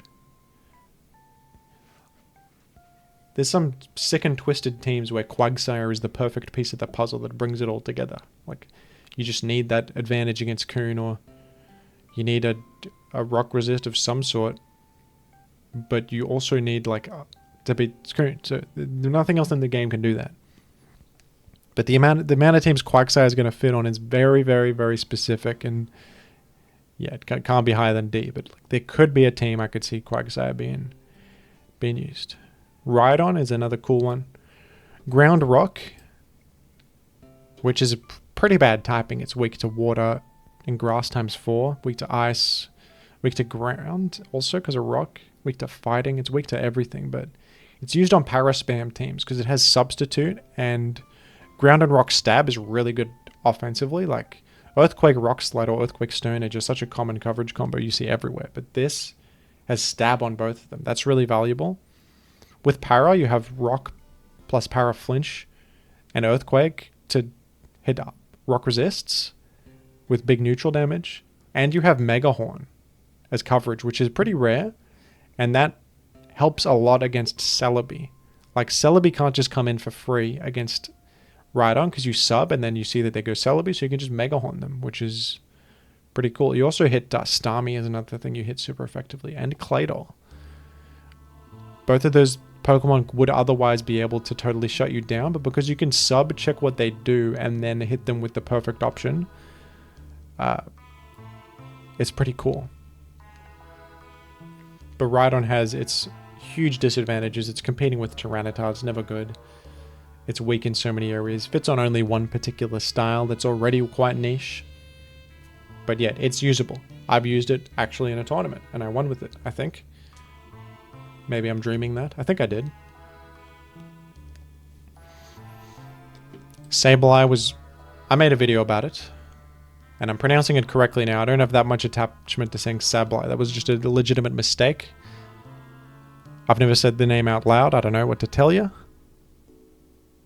Do you guys have like a Pokemon Thesaurus? I don't have that. You guys Google how to pronounce things? I just vibe it. And I get it wrong a lot of the time. Anyway, Sableye has Dark Ghost typing. Means it's pretty nice against Claydol. It's immune to Psychic, neutral to Shadow Ball, which is rising in popularity to hit alternative ghosts. And it has Knockoff, one of the few things in the game that does. Has Recover, also one of the few things in the game that does. The only ghost type with Recover. All that being said, it's horrendous defensively. And despite being okay against Claydol, if Claydol Earthquakes you enough and you take too much Spike Chip, you're going to get eliminated. And Sableye is too slow too to actually really handle that very cleanly, because it can't ever outrun Claydol. It's way too slow. Its stats are too bad. But ABR used it and won with it, so there's something to Sableye. It's got its value. All these Pokemon you can use and win with in some context or another. I didn't even talk about Mantine, my mistake. I'll talk about him next. Mantine is another Water Absorb Pokemon. It's Water Flying type. And I think it has some merit on Superman teams as a check to both Swampert and Suicune. Because you are totally immune to water, meaning you wall most Suicune sets. You also have very good special bulk. And you're Spike immune. And you have Haze, which can remove boosts. And you're pretty solid versus Swampert. You're immune to water, immune to Earthquake, and you shrug off Ice Beam with your high bulk. And you can Toxic them. You can even Haze against Curse. Not that that comes up ever. Mantine kind of sucks though, because it's a special wall that can't even operate as a special wall, because it's weak to one of the most common special attacking types. Electric. Just gets one hit by an electric move. But I did, one of my patrons wanted me to build with Mantine. And I did, and it was actually surprisingly alright. I built with a Mantine Superman. You can really use the support against offensive waters with Superman. Offensive water types can destroy Superman teams, because you have, like, you think about it, you got Skarmory, Flygon, Gengar, Moltres, Zapdos. Like, water, ice just destroys you. So Mantine is Spike immune, and it actually holds its own against, like, the offensive Swampert and Suicunes. So that can really help. Yeah, two very specific usage of Mantine. And last we have Umbreon, who I think could be higher than this, but every single time I have attempted to use Umbreon, I have lost in tournaments. But Umbreon is interesting. It's very bulky.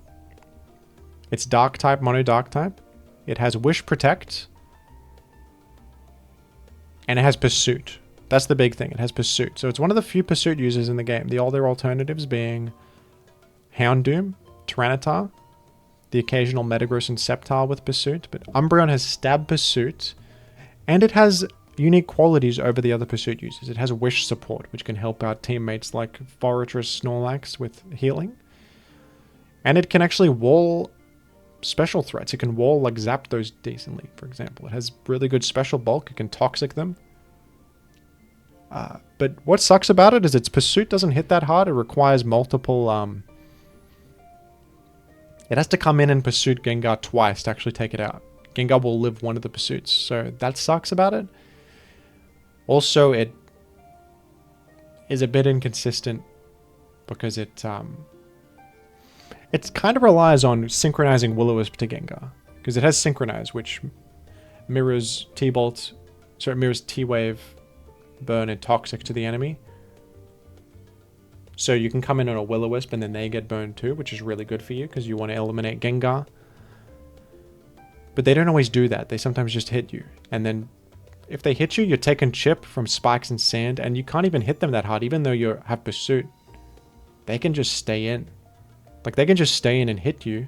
You can Wish up, but you Pursuit them, you're doing like 20. You're taking a big T-Bolt. You kind of, even though you're a Gengar counter, you kind of suck against Gengar sometimes. It's unfortunate. You can't even do your job properly. But Umbreon there must be a good Umbreon team. Like, I know Disaster Area is a player who really likes Umbreon. He's used it a lot. There must be something good. It has those, like, Wish Protect, Special Wall, plus Pursuit sounds so good to me. It's just very inconsistent at actually trapping Gengar reliably. And once you reveal Umbreon, you kind of reveal your hand, and then they can play accordingly. If you actually do nail them and they wisp your Umbreon, you trace it, you get that Pursuit. you're in a great position after that. You can wish your teammates up. You'll probably go crazy because you can rapid spin freely, explode freely. Maybe you've got some fighting types that appreciate Gengar gone, but it's just so... I have like had zero success with Umbreon. I've tried to build around it so many times and it just never works for me. So that's why it's so low. It sounds way better than it is. It sounds amazing, but I use it and I lose. So that's why it's low here. And I'll leave it at that, folks. I've been talking for so long. Jeez. I gotta shut up. I'm not talking about Electabuzz. I'm sorry. Everything here is something I straight up would not use in a tournament. Maybe I'd use like Solrock. I probably will never use Solrock. Let's be completely honest with ourselves. And I love Dodrio, but Dodrio stinks. We're going to be honest. Some of these have been used in tournaments by different players than me. Some people will go to bat for these Pokemon. Like Flareon was used, Scizor. Clefable was used by Pokology. But I'm not using any of these Pokemon. And I'm not the one who's here to talk about them. Maybe in future videos. But my voice is hurting here. I've been talking for 2 hours and 40 minutes and 59 seconds. I've spoken about everything that's relevant to me in the metagame that I would personally use. All of these Pokemon I would have some application for in a legitimate context. Thank you for watching, everyone.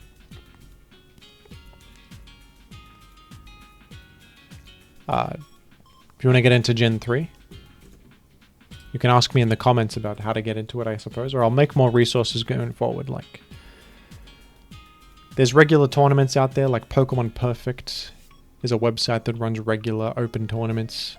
I've got something in the work. It's going to be open to the public. It's not going to be an invitational, so anyone can join. More info coming soon, folks. And there's going to be commentary and everything, a prize pool. Believe me, it's going to be epic. All right, I'll see you later, everybody. Gen 3 forever. Goodbye.